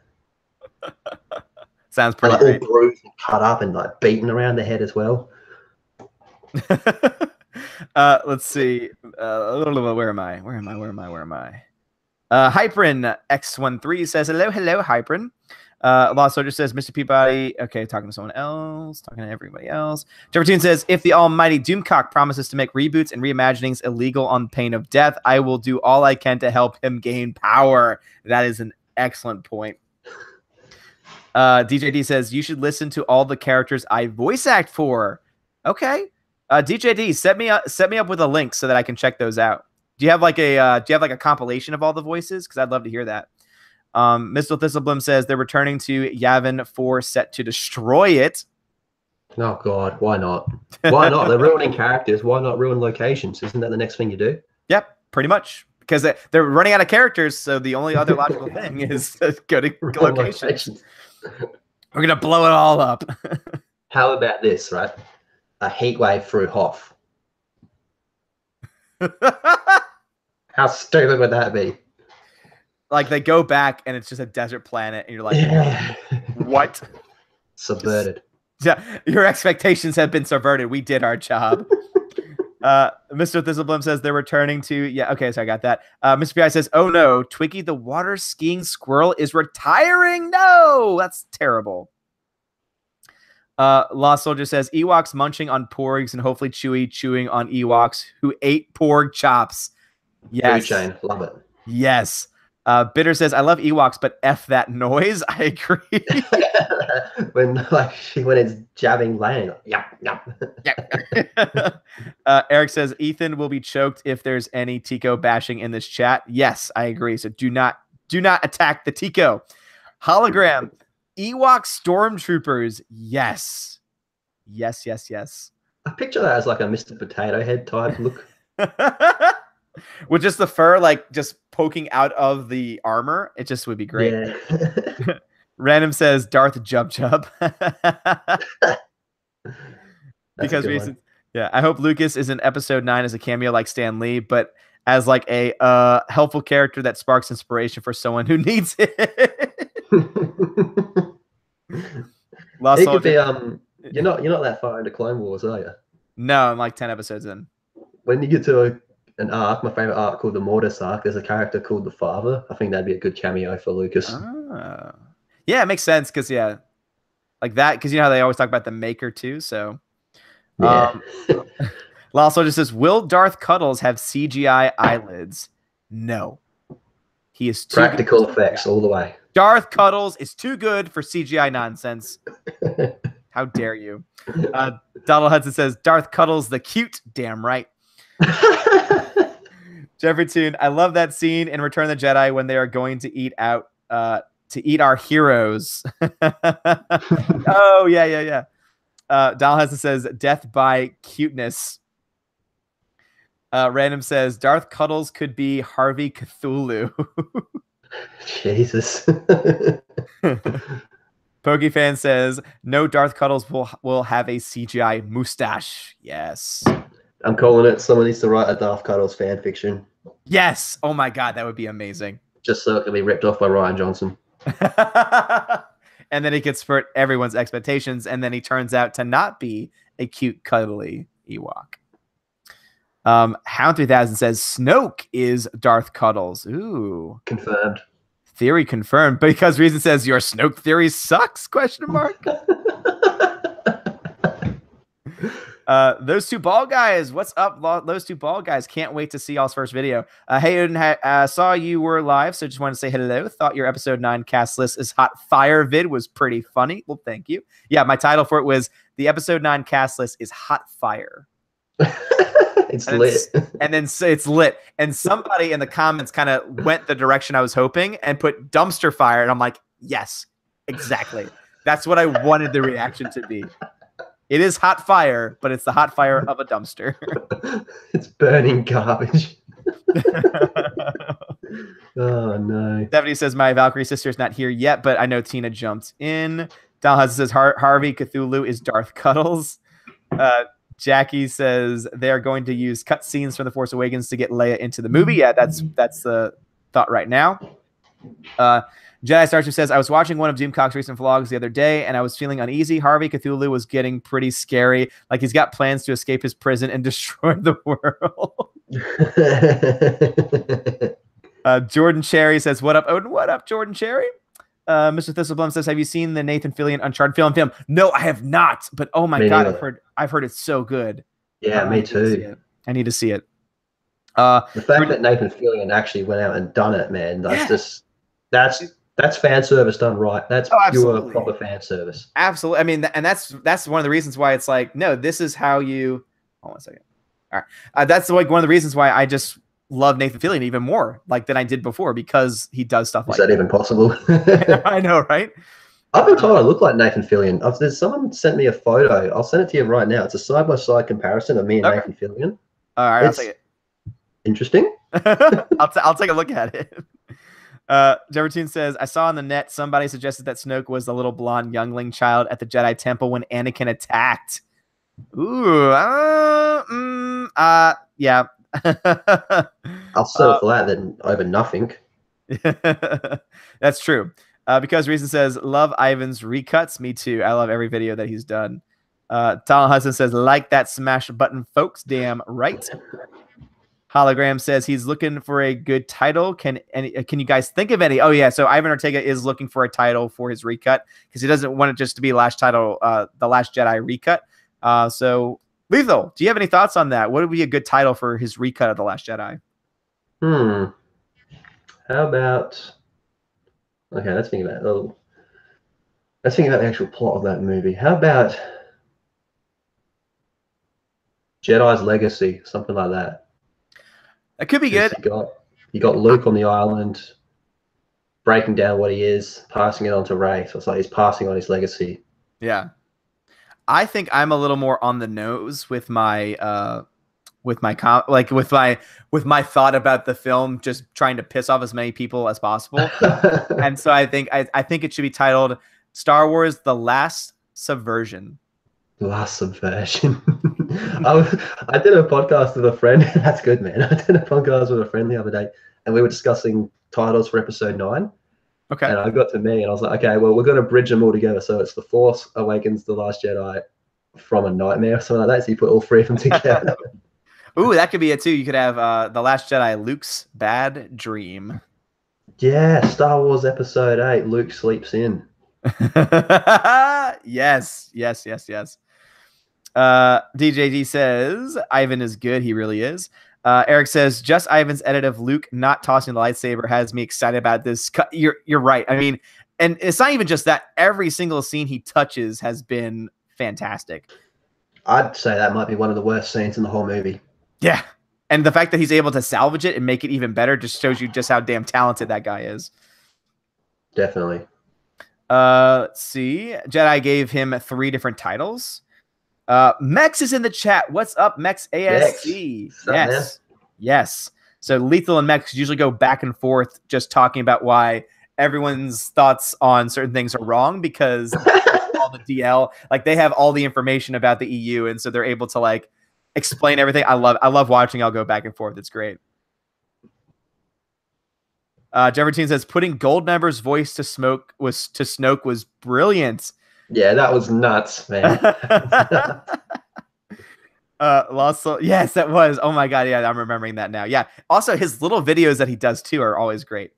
Lost Soldier says this is as bad as making Finn a janitor. No, I know. Oh man. Because Reason says title Kennedy's Doomcock and the Skyper of Blesser. I would pre-order tickets to that. 70B says I wear blackface every day, and I'm so proudly as well. Let's see. Hologram says, shoom. DJD says, Star Wars cast list and puns. Yes. Hologram says, against Vader, no chance. Lalster says, truth be told, when Luke saw Anakin's face for the first time, I was wondering why they didn't have James Earl Jones play his dad. That's a good point. I wonder why they didn't try and go that route. Because it wouldn't be totally unbelievable for them to cast him as the face of Darth Vader. Well, from my understanding, when they first cast Dave Prowse in, it's because he's a big dude, man.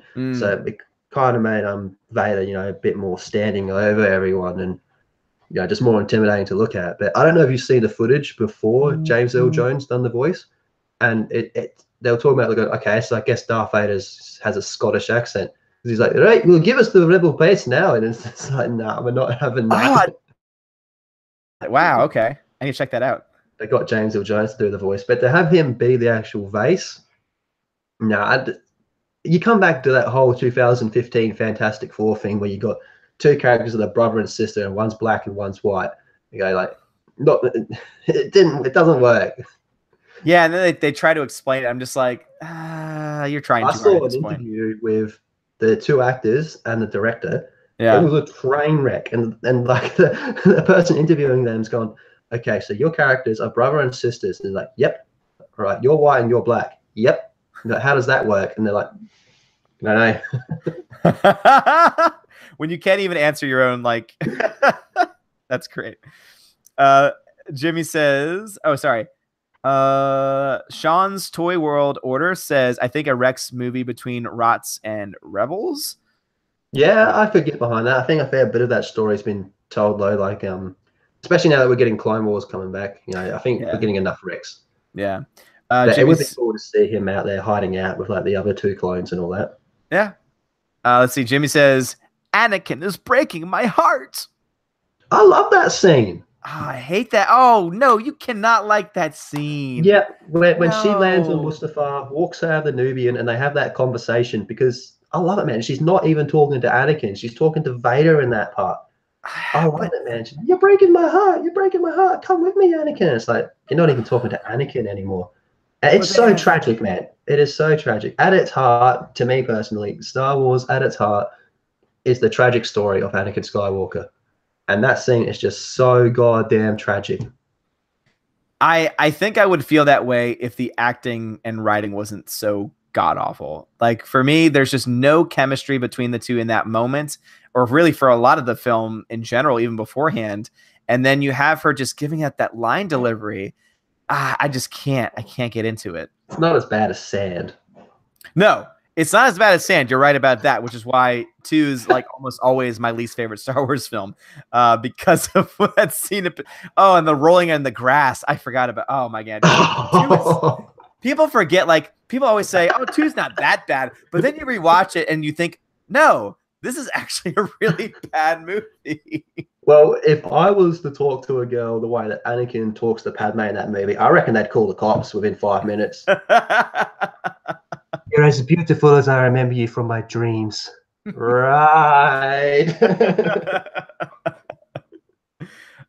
Because Reason says broke. Lost Soldier says All Father is clairvoyant. Cool aid. Mr. Thistleblum says, I could have sworn you did one on the Mary Sue article on the new Buffy. I did not. People have been recommending that I do one on that, and I probably will because I promised them I would. But I'll probably save that for a video that I do either tomorrow or Sunday. Jefferton says random. Slide Jones has entered the game. Welcome back, Slide Jones. I saw that you messaged me on Twitter, so I will get back to you as soon as the stream's over. Mex says, I'm late because I got back from seeing Mission Impossible Fallout in the theater. Dude, I hear it's awesome. And I'm going to go see it. If not tonight, depending on timing, then I'm going to be seeing it sometime tomorrow because, it looks so good. I haven't heard anything on it. Really? Oh, watch the trailer. Like the trailer. I've seen the trailer, but I haven't heard any like news or reviews or anything. Oh yeah, it's got like a 90. Last time I checked, it was a 98% on Rotten Tomatoes. Yeah. I'll look it up now. It's supposed to be like one of the greatest action films in the last 10 years. Yeah, right. Mr. Peepeye says, here's something cool. My dog was named Saber and I didn't even name him. The breeder did. Nice. That's a badass name for a dog. It is. Lost says, Can I we hardly... see- Lost Soldier says, I hardly keep notifications on, but I do for Odin. Well, thank you very much, Lost Soldier. In Disguise says, Yep, 98%. In Disguise says, meep, meep, cough, cough. Eric says, the only time Geeks and Gamers notifications slip up is when Jeremy posts multiple times a day. It's still weird. Yeah, even that should not be enough to like break YouTube at that moment. I know. I mean, yeah. If anything, like if he's posting more, it should be the notification should be working even better. Yeah. Mr. Thistleblum says, if the MCU follows the original Infinity Gauntlet storyline, all the characters will come back. Well, I think because of contracts, though, that will not happen. I think that there will be at least... I don't think it's just going to be one. I think there might be like 2 or 3 characters that don't come back, or at least not in the same way. Like, I was going to say Chris Evans, but then I heard that he was in contract negotiations to extend his stay. So now I'm not sure about him. And then, who else was on the Iron Man? He might be, but then again, Robert Downey Jr. is... I think he would be smart to ride this gravy train for as long as he can. I mean, because I love him as an actor, but the other projects he's chosen while he's done these films have not been very good. So I don't know. In Disguise is waving. Hello, In Disguise. Lost Soldier says there are no stakes for superheroes, just like in Solo with the train scene and the fight versus Vision. I hated that trailer. I hated that trailer so much. It ends with like, oh, do you think Chewie's gonna die? And it's like, we know he's not gonna die. This all takes place before movies. Like, stop trying to subvert our expectations. If anything, they should have just showed Chewie in that trailer, you know. Yeah. Because honestly, I think Chewie was the best part of that movie. I really liked Chewie in the movie. Hands down. Like, I will say this, like, with all honesty, I liked Chewie in the film. If I had to say there was any good part, it was Chewie. Like, yeah, I'd agree. It's kind of bad, though, when the best character you have is a character who doesn't even speak English or like anything with subtitles, and you have to just listen to him the entire time. Like, again, he's great, but at the same time, it's like, if that's the best character you got. And considering they've hardly used him in the new movies as well, this was like his first time in the actual having a decent role in the movies. And I mean, they came out a while back and they gave this whole BS statement about one of the reasons why they scrapped the EU was because they wanted to have Chewbacca in the movies, and Chewbacca unfortunately dies in the EU. And it's like, okay, that does make sense to an extent, but you're not even using him in the movie. But also, too, what you could do is you could just say this one part is not a part of the canon. Like, yeah, we're scrapping instead of just saying everything is non-canon, how about you just pick out parts and say, well, this part isn't canon, this part isn't canon. But to me, like, they were just so lazy because they don't have any experience that they decided just to go like, oh, let's just do all of it. And then we'll take things that are non-canon and make them canon again when it's convenient. And that's just lazy. It's just so lazy. George Cherry says, will Kathleen Kennedy, destroyer of movies, make a standalone film about that she burned George Lucas's legacy with Star Wars and got fired? I doubt it, but that would be really cool. If no one makes the movie, I will. Yes, I think there will definitely be a fan film for sure. Jimmy says, I own Batman v Superman. I watched it over and over again to like it. I'm sorry, dude, but it's a horrible movie. Yeah, I'm right there with you. I know Lethal's not there. I'm with you, Jimmy. I totally feel where you're coming from. Sebastian Nocturne says Superman needed to be in his black suit. Yeah, well, apparently he was before Warner Brothers stepped in and decided to take this 3-hour movie and condense it down to 2 hours, including credits. There was heaps of stuff we never got to see, man, which is why I love that whole release the Snyder Cut movement. I mean, I use that hashtag because I want to see that movie. I mean, you can't have what they did is just horrible. What they did to Snyder is absolutely horrible. His daughter killed herself. And he continued to work on the movie for as long as he could and said, no, I need to go. And they said, no, you got to finish the movie. You got to pump it out. And he's like, no, that's not happening, man. So they brought in Joss Whedon to do it, and it just didn't work out. Like, they cut out black suit Superman, which is like the most iconic part of him dying is him coming back in the black suit. But from what I've seen, it was there in the Snyder's version. Okay. All right. Lost Soldier has subbed to Lethal Lightning. Thank you, Lost Soldier. Lost Soldier's a champion. Yes, and for anyone else who has not yet subbed, please go check out Lethal Lightning's channel.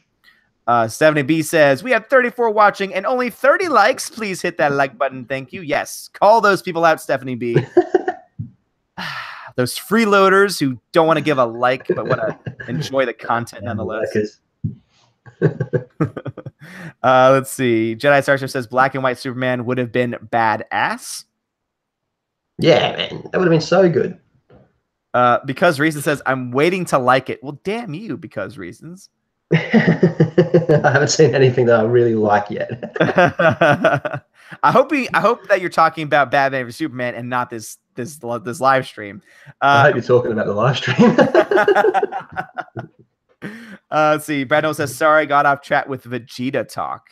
I didn't see any Vegeta. Oh, I think you were probably talking to someone else, so I skipped it. Pokefan says, you can't say black and white Superman. You're right, You're right. Oh my God, Pokefan, you're so right. That's so insensitive of me. I need to check my privilege at the door and realize I can't say that anymore. Oh, you're so right. Imagine that. Like all the SJWs in the meeting, and you got that one dude who's like actual pitching good ideas. Like, right, we're gonna have black suit Superman. Like, you can't say that. You can't assume his suit's color. That's nonsense. Imagine if Tobey Maguire's Spider-Man 3 came out like now. Oh man. When he actually wears the black suit. So he's wearing a black suit and he turns into a bad guy. What are you trying to say? Are you trying to say that being black is bad? Oh, trigger! Jake M says the theater version of BVS is bad. The Ultimate one has a lot of necessary scenes to fill in the gaps, though. Okay, so you got one person on your side. TJD says, yep, just checked G and sub notifications on bloody weird YouTube. Yeah. This whole notifications thing is just nonsense. Devertine says, I'm on PC. I've never been unsubscribed from any channel. I don't always get the bell. Okay. Let's see. Brad Noble says, I like this lethal guy. I do too. So Brad, the pet troll, is on your side. So take that for what it's worth. Hey man, one good troll can take down a whole comment section. That's very, very true.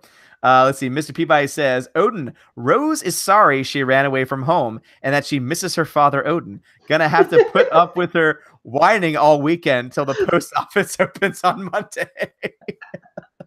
Dude, Mr. Peabody, I just want to say again, thank you so much for getting me a Rose Tico. You did not have to do that. And I will give you a place. I'll give you an address to send it to after the stream. So thank you so much for that.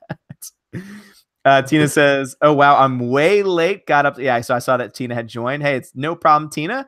Jedi Starship says, stay on target. Stay on target. Loosen up. Vori says, Jim Jeffries is a total see you next Tuesday, as he'd say in Australia. What an a-hole thing to do to diversity in comics. He can piss off. I agree. That wasn't cool, man. That was not cool. Yeah. And it was weak the way he went about it as well. Mm-hmm. Yeah, everyone's talking about his haircut the whole time. But I love the memes. The memes are good. DJD says, solid Aussie impression so far. Too British, though. Sounds East London. Just joking. Triggered. You can't assume his accent. How dare you? Get out of here. Jordan Cherry says, yeah, the only movie that I liked was Rogue One. Was the only movie Force Awakens. Okay, The Last Jedi can kiss my ass. Solo, personally, a good film. Could be amazing if she knew what she was doing when. And then I think they go on releasing a film and cutting the TJW out of the movies. This is what ruins movies. Cutting TJW out. I'm trying to think about what that stands for. Do you know what TJW stands for? Doesn't ring a bell. Yeah. TJW. Jedi Starship says the Valkyries are both in the house. I got my Jedi pom-poms. Yeah.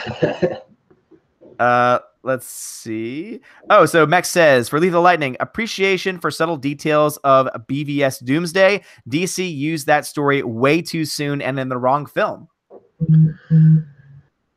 Yeah, before Batman v Superman was even announced, my cousin, like, he's a big DC fan like me as well, and we were discussing where we like to see Doomsday, and we both agreed that Man of Steel 2 would be the perfect, or maybe Man of Steel 3, depending on how the slate of films looked, would be a good place to use Doomsday, because I think Doomsday it's just so iconic with just Superman in general. Like they just go together well.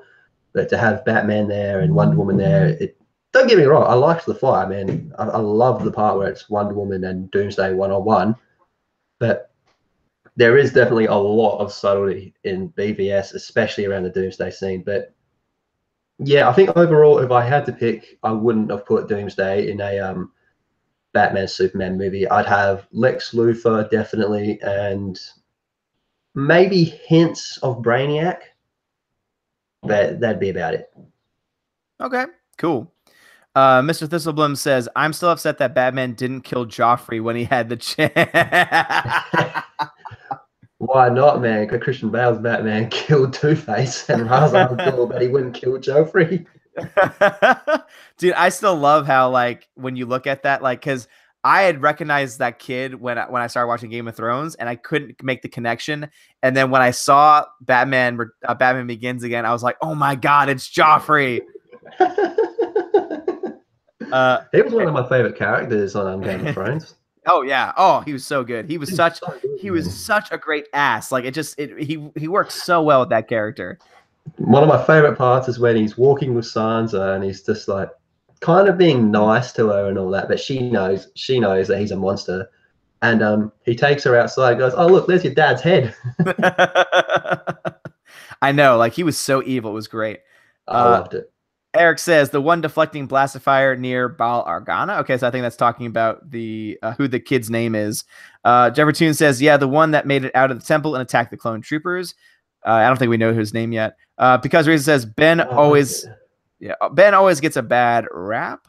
Jordan Sherry says, I believe that Solo would have been good if Kathleen Kennedy wasn't president. Why do you think half of the original trilogy crew quit because of her BS? That's a very good point. Yeah. And yeah, I really do think because like I don't think Solo would have been made, though. If she wasn't in charge, we would have easily gotten, and it would have made so much more sense. We would have gotten an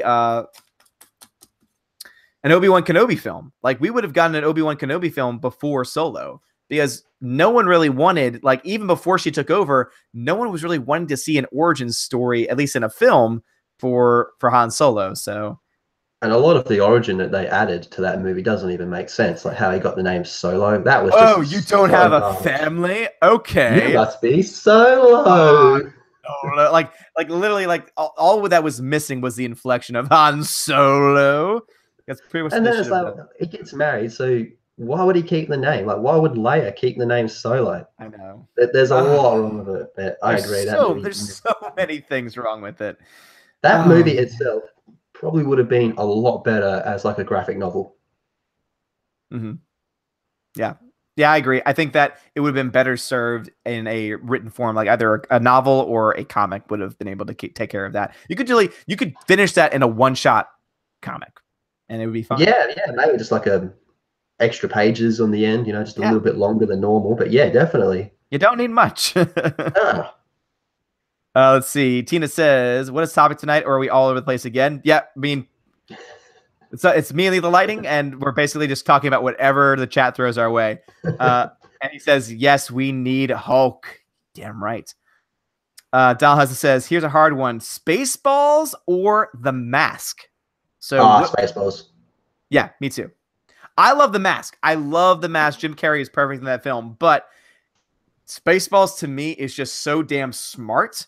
Like it has the comedy, but it's also just a smart film. And The Mask, though it's funny, I wouldn't say is smarter than Spaceballs. That's where I would go with that. No, The Mask is a lot more slapstick comedy. Mm-hmm. But Spaceballs is just gold from start to end. It's just golden, man. Like the way they're searching for the droid parts with the giant hair comb. We haven't found shit. Comb the desert.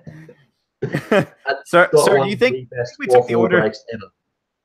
So, do you think we took the order a little too literally? No, you fool. We're following orders.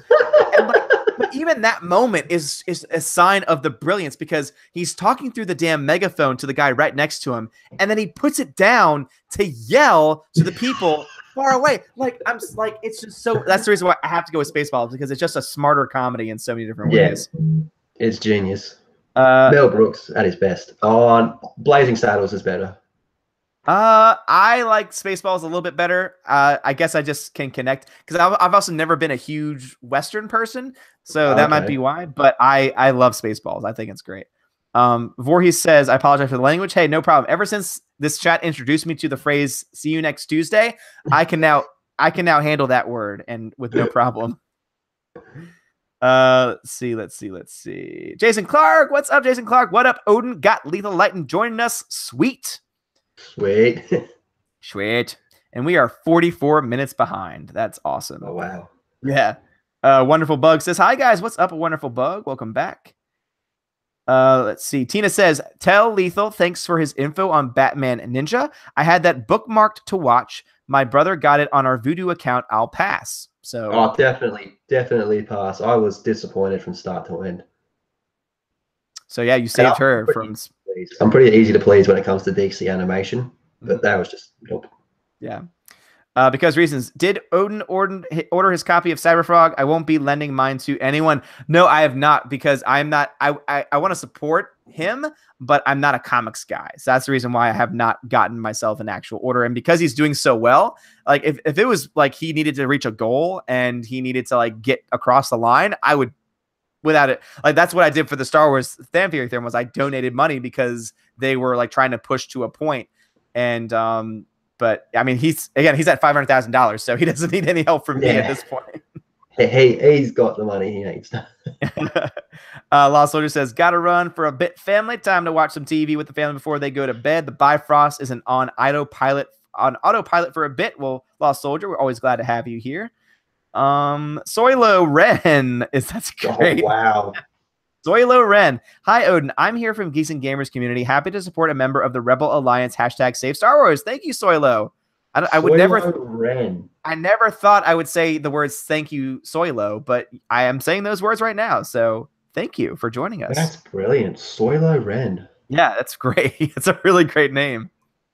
I think I might have to use that from time to time. That's brilliant. That's like just as good as the other two people in your comments. You get Ryan Johnson's Crack Pipe. Oh, I love that one. And he messaged me. He was apologizing that he couldn't be in the chats because he's going through some things right now. Yeah. And so definitely like hard out to Crack Pipe. But yeah, I mean, I love seeing his name in the chat every single time because it's just Ryan Johnson stole my fan fiction. Oh, Laura. Yeah, Ryan stole my. And the reason why she hasn't been in recently is because she was unsubscribed from the channel. So that pissed me off because she was a regular in the chat.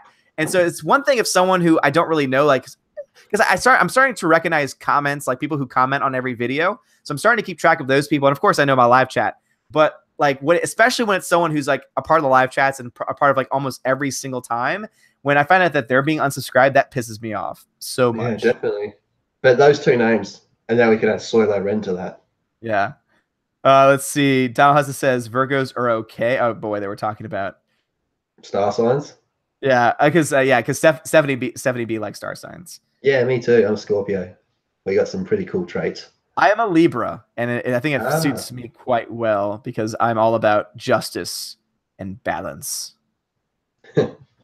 Because Reason says facepalm on the Tico drama. Leave my Tico alone. That video was like leave Britney alone. Yes, leave Tico alone. Leave her alone. I was thinking it's like let my Tico go. Let's see. Sebastian Nocturne says Darth Tico. Johnny 5 is alive. Lost Soldier says Cyclone says hi. Hello to Cyclone. We miss you having you in the chat. Because Reasons loves Short Circuit, so do I. Jedi Starship says, yeah, I didn't care for Constantine. It was all right. It didn't have any scares and too much joking. Wish it was more like the movie in way of scary and less humor. Yeah, I mean, I actually do I really do like the Constantine movie. I don't know why, but I like the lore. I love the story behind it. Constantine is just a really cool character. I mean, what DC is doing with him at the moment in the books. I mean, I did drop the title just because I was reading too much. Yeah. But I've managed to keep up with what he's doing at the moment, and he's such an interesting character, man. Like honestly, I don't know how he's not mainstream. To be honest, I don't know how he's up there with Wonder Woman yet because man, he's so different. It's so good. But if we do end up getting that Justice League Dark movie, I can almost guarantee he'll be the one that steals the show. Yeah. I mean, and it sounds like a lot of people were the way I follow the Constantine, like the show, was that people didn't like it at first, but then I think it became better, or people started to accept it more over time, and that's why they were sad when it got canceled. So, I mean, again, I don't really know as much, but I do love the movie. I have seen the movie, so. If you want more Constantine, watch that Justice League Dark animated movie. Oh, okay, so he's in that? Yeah, he plays a pretty big role in it as well. Okay. And he's typical Constantine, like playing poker with demons and all that, and just outsmarting them and ripping them off and all that. Okay, cool. Do you know the story with Constantine and how he got rid of cancer? Only through the movie, which revealed essentially that it's been a while since I've seen it, but is it the reason that they gave in the movie? Yeah, pretty much, yeah. Tina says, quit giving Disney and Uncle Ethan ideas about Rose and her sister. What's her name?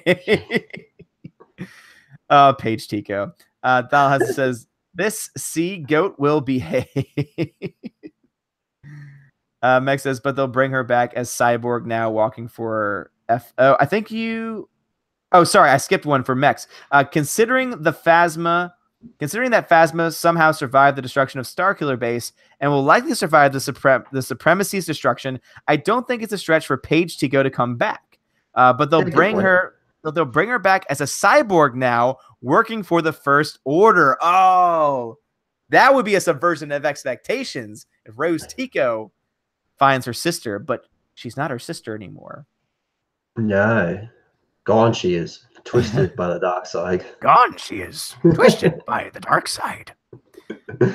Eric says, oh, the Richard Donner cut has some old test footage of Reeves and Kidder incorporated into the movie. Neat stuff. Yeah, it sounds like I need to check that out. Johnny Five says, why is Uncle Ethan streaming Frankie Valley? I don't know. I haven't checked it out yet. Inflame says, young Jedi, I think you were talking about, was Jet Lucas, George's son. Yeah, I know it's his son, but I'm trying to think of the character's name. I honestly should know it. I had no idea. Johnny Five, Rose Tico is Jar Jar, confirmed. Johnny Five. Picture, like he pulls off his head like in Scooby Doo. They capture it, and it's just Jar Jar the whole time. Darth Jar Jar transformed into Darth Tico. Because reasons, it makes sense. Tico is a bad guy gal. I mean, she screws up Finn's heroism, and they both live somehow. She's a spy. It's a good point. It's a very good point. Now that's expectation subverted. I'd say, because you could make the argument that she was not saving Finn, but was trying to stop him from destroying the laser. So, and then just to put the cherry on top, she gives you the worst anti-war speech you could ever hear in your life. That's true. Soiler Ren says, Takelo. Yes, Tico and Raylo. I mean, and Kylo, Takelo. Takelo? Oh, that's disgusting. And Sebastian says, I would pay to see a Tico Kylo romance film. I would too. And then Brad Noel says, you're going to get that with Ray. Unfortunately, that might be the direction that they go. I hope not. Oh, I hope not. Oh, God. No, just... Oh, I love this back and forth. Johnny Five says, better. It's Raven's lightsaber. And then because Reason says, Tico is Raven's lightsaber? Bitter says, a side plot where Rose and Kylo dry hump for 20 minutes. Oh, wow. Oh, God. Oh, wow. Please no. Still more exciting than Canto Bight. Only if it's in a hotel suite at Canto Bight. Then. Yeah, I'm liking this. Roslo is now Roslo or Roslo. Roslo works for me. I have Game of Thrones issues. Oh, it doesn't have Game of Thrones issues. Okay, that says the DJD show, and Mr. Peabody said Roslo. Let's see. Brad Noel says, better it is a whole new movie with Thrawn. I based on what I've read, again, 22 chapters in, I would agree with that. Give me Thrawn. I'm on a Thrawn trip at the moment. Yeah. Jedi Starship says Rey has got like 3 guys goo goo for her, including Poe. Oh God! Please don't turn it into some kind of love. What is it? Rectangle or something? It sounds like a stupid like high school drama, doesn't it? There's a group of friends, but everybody likes the same girl, and this guy's gone a little bit nuts and murdered his dad. And yep, that's why it's Twilight. It's them trying to bring Twilight into it. oh God. Sebastian says Finn's Me Too moment, the cringe. It really was. Oh, it was the most awkward kiss I think I've ever seen in a movie. And that's saying something bad, wasn't it? I've also seen The Room, and the kisses in that movie are cringe as hell. Super Anime's in the chat. Hey everyone, sorry I'm late. You've missed a lot, but you know what? I'm sure the chat's going to catch you up. Mr. Thistleblum says, watching The Last Jedi once was quite enough for me to cement my opinion. Okay. Yeah, a lot of people felt like that. Johnny 5, Snoke is Tico's dad, Jar Jar. Ooh. I can get behind that. Yeah. Oscar Ryberg says, hello. Hello. Jordan Sherry, but that would be a while. Brad says, I'm going to kiss Lethal Lightning with my force. I kiss back. Yes. Because reasons. How did Finn and Tico not die? They were like 30 meters away from those AT-ATs. What the F? That's a good What was the name of the person that posted that? Because reasons. There you go. You just answered your own question. Yes. Jeff Soul says, hello, Rebels. What's up, Jeff Soul? Johnny 5 says it's 3 a.m. Because reasons. Because reasons. Buried in the salt. I do like that part. That one soldier like licks it, goes, it's salt. I feel like you could use that for a lot of stuff. How do you feel about it? It's salt. Don Hudson says, hop on the Rose Tico hype train. Damn right. It's like Thomas the Tank Engine, except at the front it's just Rose. Picture of her head. Dude, Mr. Peabody says, Lethal Lightning, it's funny how you covered the camera like you are mentally screaming, this better not be porn. No, I've knocked it a few times. And yeah, I'm taking care of my grandmother at the moment as well. I'm at her place. So, yeah. And I don't know, I accidentally knocked it before. But trust me, you can put porn on the screen. It's like, oh God, oh God, oh God. Please. Johnny 5 needs sleep. Well, go get some sleep, Johnny 5. I'm not making you stay. Yeah. Oscar says, who's the guy he's talking to? Lethal Lightning. Again, please check out Lethal Lightning's channel and subscribe if you haven't done so already. How many subscribers are you up to now? Let's do a check. Look. Yeah. Yep, I'm going to bring it up. All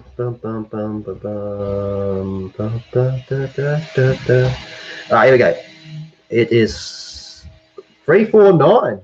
That's pretty good. I've jumped up a fair bit. All right. Awesome. So 349. Let's see if we can get him even higher, guys. So again, if you haven't subscribed yet, please go check out Lethal Lightning's channel. 350 would be nice. Nice round. Yeah. Let's see. Hologram says the mom joke pulled me out of the story. Yeah, completely agree. That's 5 minutes into the movie, and it's your mama, and then right there and then, man, that was my first warning bell. But to be honest, I got about an hour into it, and then I just slouched in my seat. Yeah. And it was, God, please condescend. I do like how Matthew Kadish says like exactly 31 minutes into the film was the moment when, and that's the moment when we get the flying Leia. Is that it? Is that when it happens? 31 minutes. 31 minutes is according to him, according to his article, and he's well researched, so I take him at his word because again I haven't seen it in a while, so I might have to check that out for myself. Because the first, like the big one was Luke throwing his lightsaber, and I'm pretty sure that's before Leia, and then it was the Leia, and then that was me done waiting for it to end. Mm-hmm. Oh no! When I really gave up is when Rose takes off the saddle from that stupid horse thing. Now it's worth it. What? All your friends are just about to die. Your sister's sacrifice means nothing, but you got to take a saddle off an animal that's going to be captured the second you leave, and it's just going to be beaten and go into worse situations because of what you've just done. Now it's worth it. Expectations subverted. Yep. And I think that's the whole point. That was the whole point of that whole scene, was to subvert everybody. Vorya says SJW shills are very impolite and very bigoted. I would agree with you there. Yeah, man. Did I tell you the story how there was that Twitter thread when everyone was posting their favorite Star Wars characters, and it went around for a bit. So I was like, oh yeah, cool. You know, I was like watching everyone post their characters. I like Darth Vader. Darth Vader. First comment: you're no better than a child killer. Oh my God, that's just insane. That's just ridiculous. And then like apart from that, I'm looking through everyone else's characters, and there's like all these Legends characters and all that. Like this dude ate a planet. But because I put Darth Vader. Oh my God, dude. Yeah. Let's see. Johnny Five says good night. Good night, Johnny Five. Jordan Sherry says to me, are you planning on seeing the Joker movie, Aquaman, or the rumored Nightwing standalone film? Joker film. All of them. I'm going to see the Joker. I'm going to go see all of them. But the Joker film, I'm definitely going to go see. I'm very excited for Joaquin Phoenix. I think that's going to be really good. Aquaman, yeah. I'm not as excited for Aquaman. I didn't think the trailer was very good, but I will still go see it nonetheless. And then Nightwing, if Nightwing happens, and if it can look, I'm going to go see it. But I really do hope that they finally get a good, big DC trailer. Because obviously I would say that I like the Shazam trailer. It's probably the only DC trailer that I've liked so far. But I hope they do Nightwing justice. What about you? Out of all them, Nightwing. Being a big Batman fan, Nightwing, yeah. The prodigal son, man. Like, I would love to see a Nightwing movie. Yeah. Jeff Soul says, thank you. It feels like a close community here. It really is. It that's why I like it is. Donald, like it. Yeah. Donald Hudson asked this, 50 minutes ago at this point. Donald Hudson asked, what's your channel primarily about? And that is a question for you. So we talked about it earlier, but now that we have more people in here, just answer that again. What is your channel primarily about? I think the three main things would be comics, gaming, and Star Wars, but it's mostly about just interacting, discussing, and communicating, and just, sharing love for fandom all around. Like, I'll do a video just talking about something that's on my mind in Star Wars. Like there's a lot of hate channels, like, that especially in the Star Wars Battlefront community, which is like the gaming side of it. The game's trash. Like, there's a lot of issues with the game, but there's a lot of channels that their whole channel is just based on hating the game. Whereas someone like me would make a video making suggestions, this is how you can improve. But I also do that in terms of what's going on with Star Wars in general, like the whole Rey's a Mary Sue, because she is a Mary Sue. And I'm going, well, maybe there's a way we can fix that. Like, what if we take this character and make her related to this character, so she's descended from this line? That could add some, it could help the situation a fair bit. But yeah, I think stuff like that, really. But I'm all about interaction. That's why I was so keen to get on a stream here, because, you're really good with the interaction, Odin. Your chat's really good. I was like, I'm sick of typing. I want to talk. No, I'm glad I got to come on, because I know that there's just so many things that you were trying to say in the chat, but of course there's like the limitations of the characters, and so and again, I saw that same video that you were talking about where you explained how they could actually justify Rey being a Mary Sue. I thought it was a very good point. And at the end of it, I was like, you know what? This would make so much sense, especially since everyone at Lucasfilm right now does not care about justifying Rey being good at the Force. They just would rather her just be naturally good at the Force with no explanation. So your explanation actually made sense. And I was like, okay, so at least then at that point I'd say, no, that actually kind of makes sense as to why she would be good. Yeah, like, I think the damage is done, but it can still be lessened a fair bit. And like in that particular video, I'm like, well, it involves Revan from like Old Republic, so that instantly is going to soften the blow, make people a hell of a lot happier.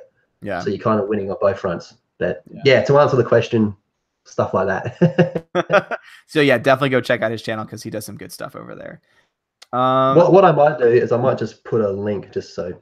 Okay. Yeah. So I know a lot of people were like, because I know that Steph was trying to like tag you in certain things, but because you didn't have the chat opened, it wasn't. Right. So, yep. I think. Okay. Yeah. All right, let's see. Alexander Totor says, I couldn't take it. Those cruisers failed to support that dreadnought immediately. Do you even war, Ruin? Yeah, like, what the hell was that? So many. Again, we're still like, what, 6-7 months away from that film, and we're still finding plot holes. There's a good meme going around where it's like a post of the runtime of Last Jedi, Yeah. that speeds up every time there's a plot hole, and it works out the movie's like 40 seconds long or something. Oh my God, that's amazing. Hologram says double time it. All right, I will try and get through them as fast as I can. Meg says, I saw Last Jedi once by myself. Then I went to see it with friends that hadn't seen it yet. I didn't spoil it for them. The post-movie conversation was one of the worst ones I've ever had to endure. That makes a lot of sense. Alexander says, you know what takes care of bombers? Fire support. It's a very good point. Agreed. I think one of the mods has to post a link because it won't let me because it's. Oh, yeah. That's right. Actually, you know what? I guess Tina or Steph, if you can just post a link to Lethal's channel. I think you've done it already, but if you could just post it again, that'd be awesome. I'll just comment saying hello. There you go. Let's see. Don Hudson says, going quiet for a minute, see if they can catch up. Good. We're 50 minutes behind at this point, so wish me luck, guys. Let's see. Alexander says, Cruiser blast him. See, it's easy. Dreadnought saved. It's a very good point. Because Reason says, I'm fine if Odin skips ahead 15 minutes to catch up. You might be fine, but some other people who've been putting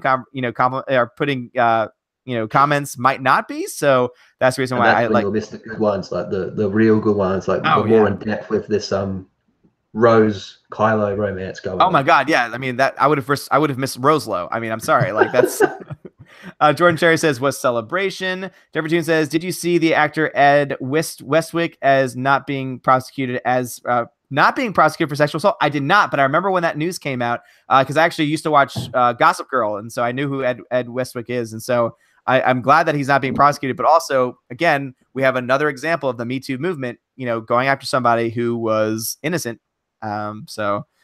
Alexander says, get a crossfire over there. Damn it. They're coming in slow.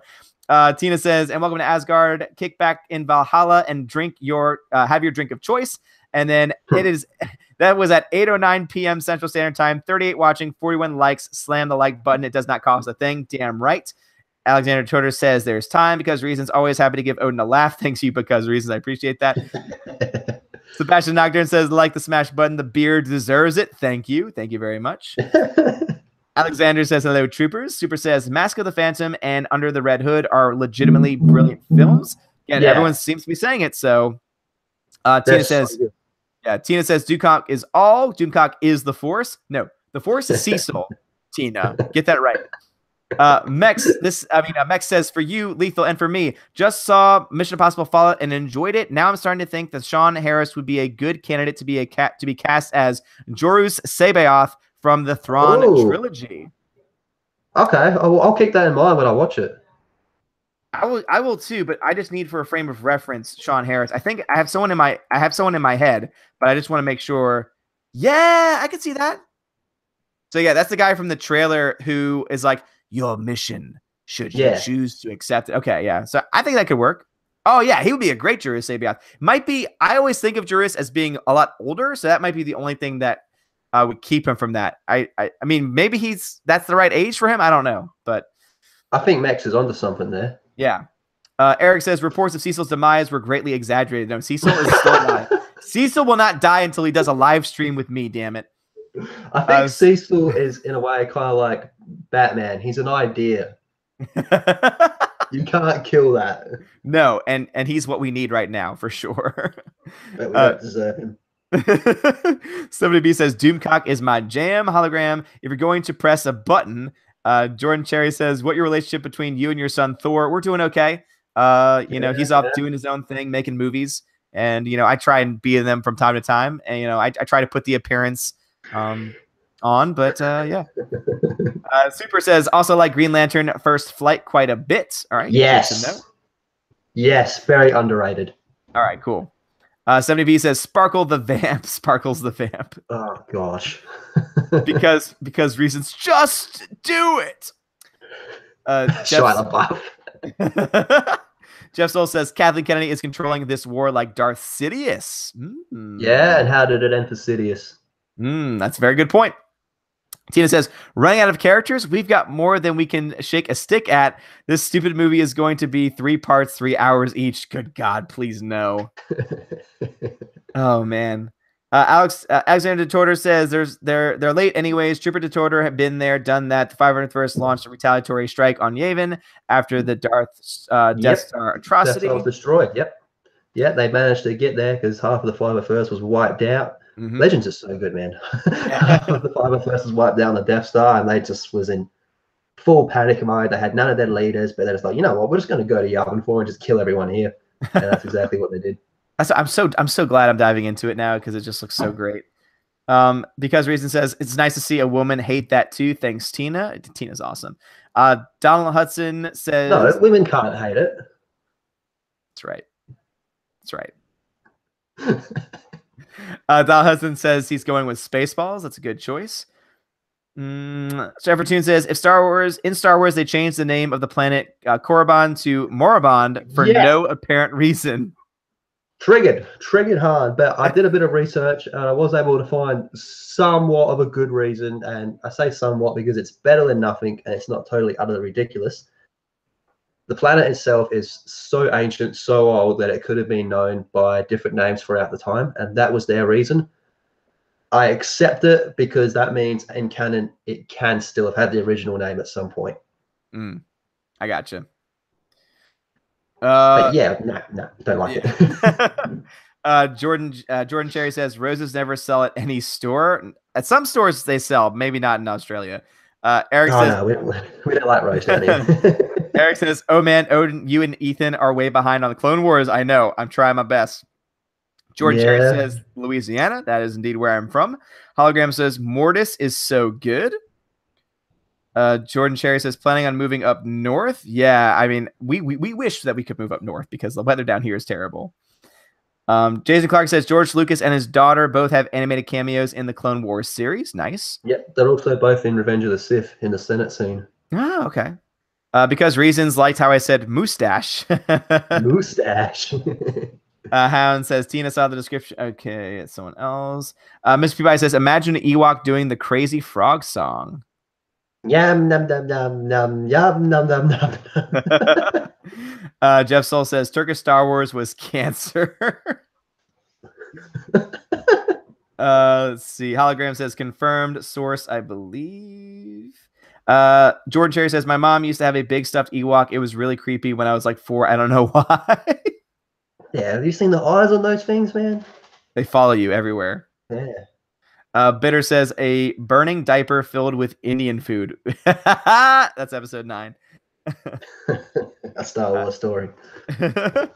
Jordan Cherry, dang, I said that a while ago. I'm sorry, that's how far back we are. Tina said progress.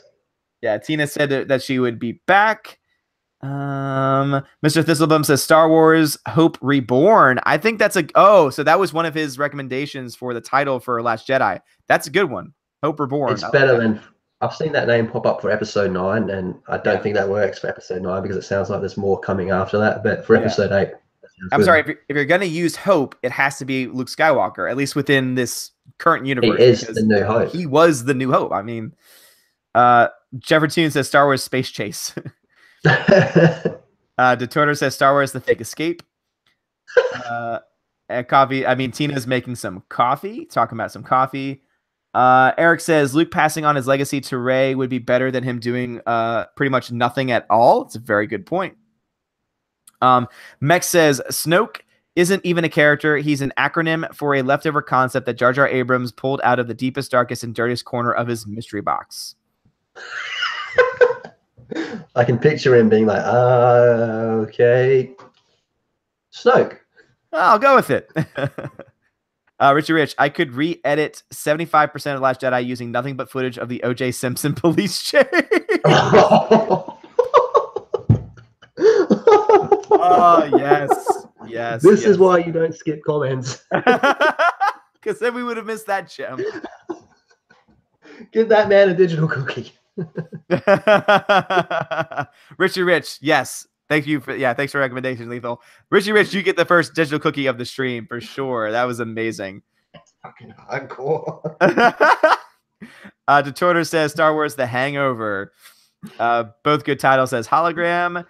DJD says the Fandom Menace Strikes Back. DJD, I think that's a good name for sure. 70 says no coffee for me. I only have Red Bull. I need to go shopping. I just do water myself. Mex says, but we all have learned how mystery boxes are from Peter Griffin and Family Guy. Let's see. Degenerate says Obi-Wan told Luke, "Lighten up, young Skywalker," and he went a little crazy. Woke up on a strange island. We've all been there. It happens. Let's see. Super says title idea for Ivan's Cut: Star Wars: The Uncuckening, or Star Wars: The Return of Luke's Manhood. I like that first one especially. Meg says a boat's a boat, but a mystery box could be anything. It could even be a boat. We'll take the box. Jedi Sasha says, aside from titles I gave Ivan, I wanted to title one Star Wars Mary Sue Rising, but since his edit technically she's not a Mary Sue in his cut, she's got some training. That's very true. It's very true. Mary Sues don't rise technically; they're just there. Yeah, that's true. Rising implies is build up and character development and training, but that's not Mary Sue. Yeah, that's a very good point. Mr. Pete channel needs 400 subs. Mr. Pete. Go check out Mr. Pete. Get him to 400. Let's also try and get Lethal to 400. If you have not subscribed to his channel yet, please do so. Let's see. Jeffrey Toon, how is making Finn a space janitor not considered racist? That's a good point. They're very selective of what they don't like, aren't they? Yeah. If he was white. Because reasons. I'm going to have dreams about that coffee. Okay, talk about coffee. I'm not going to talk about coffee. Hologram says, how tall is Kevin/Vader? Not sure. Vader in his suit, over 7 feet. Really? Yeah. I thought it was like 6'4" or something. That's crazy. Robotic legs, and all that stuff. Yeah, makes sense. Eric says, Prowse's voice acting was not bad per se, but it was really weird to hear. Yeah, it's not bad. It's just that Vader has a full-on accent. Okay. If it wasn't for James Earl Jones to come in, because he went from you are part of the Rebel Alliance and a traitor to you are part of the Rebel Alliance and a traitor. Yeah, very different. Let's see. Bitter says, do the First Order bathrooms smell so bad you need stormtrooper armor? That's why they always have to wear their helmets. Jeff Soul, he killed a bunch of kids and she wants to be with him. Oh, Padme and Anakin. She didn't. She didn't believe that. Yeah. When Obi-Wan told her, she didn't want to believe it. I think deep down she did know, but she didn't want to believe it. And I just got a message from Steph, and she said, "Thank goodness you said something about Mr. Pete. He was about to give up. Thank you." Yeah, I'm sorry. We're so far behind. But yeah, guys, definitely check out the Mr. Pete channel. Give him a sub to get him to 400 subs. And also, please also subscribe to Lethal Lightning as well. Mr. Pete says, the rolling on the grass was cute. No, it was not. It was cringeworthy. Not as cringeworthy as him writing a CGI creature that looked totally fake, though. Which one? In the arena or on the booth? No, on during the rolling in the grass scene, he at one point jumps on, because that's before the rolling on the grass, because he pretends to be hurt. Yeah. Anakin's game wasn't very strong. A hologram says, yeah, how can you say no to Natalie Portman telling you to run away with her? That's a very good point. Yeah, I know. What's up with that? Eric says, trying to mix Red Bull with orange juice. Ew. Statics Zeracion says, you should end your life. That's not very nice. Ouch. Statics, that's not very nice at all. That's just mean. That's just so mean.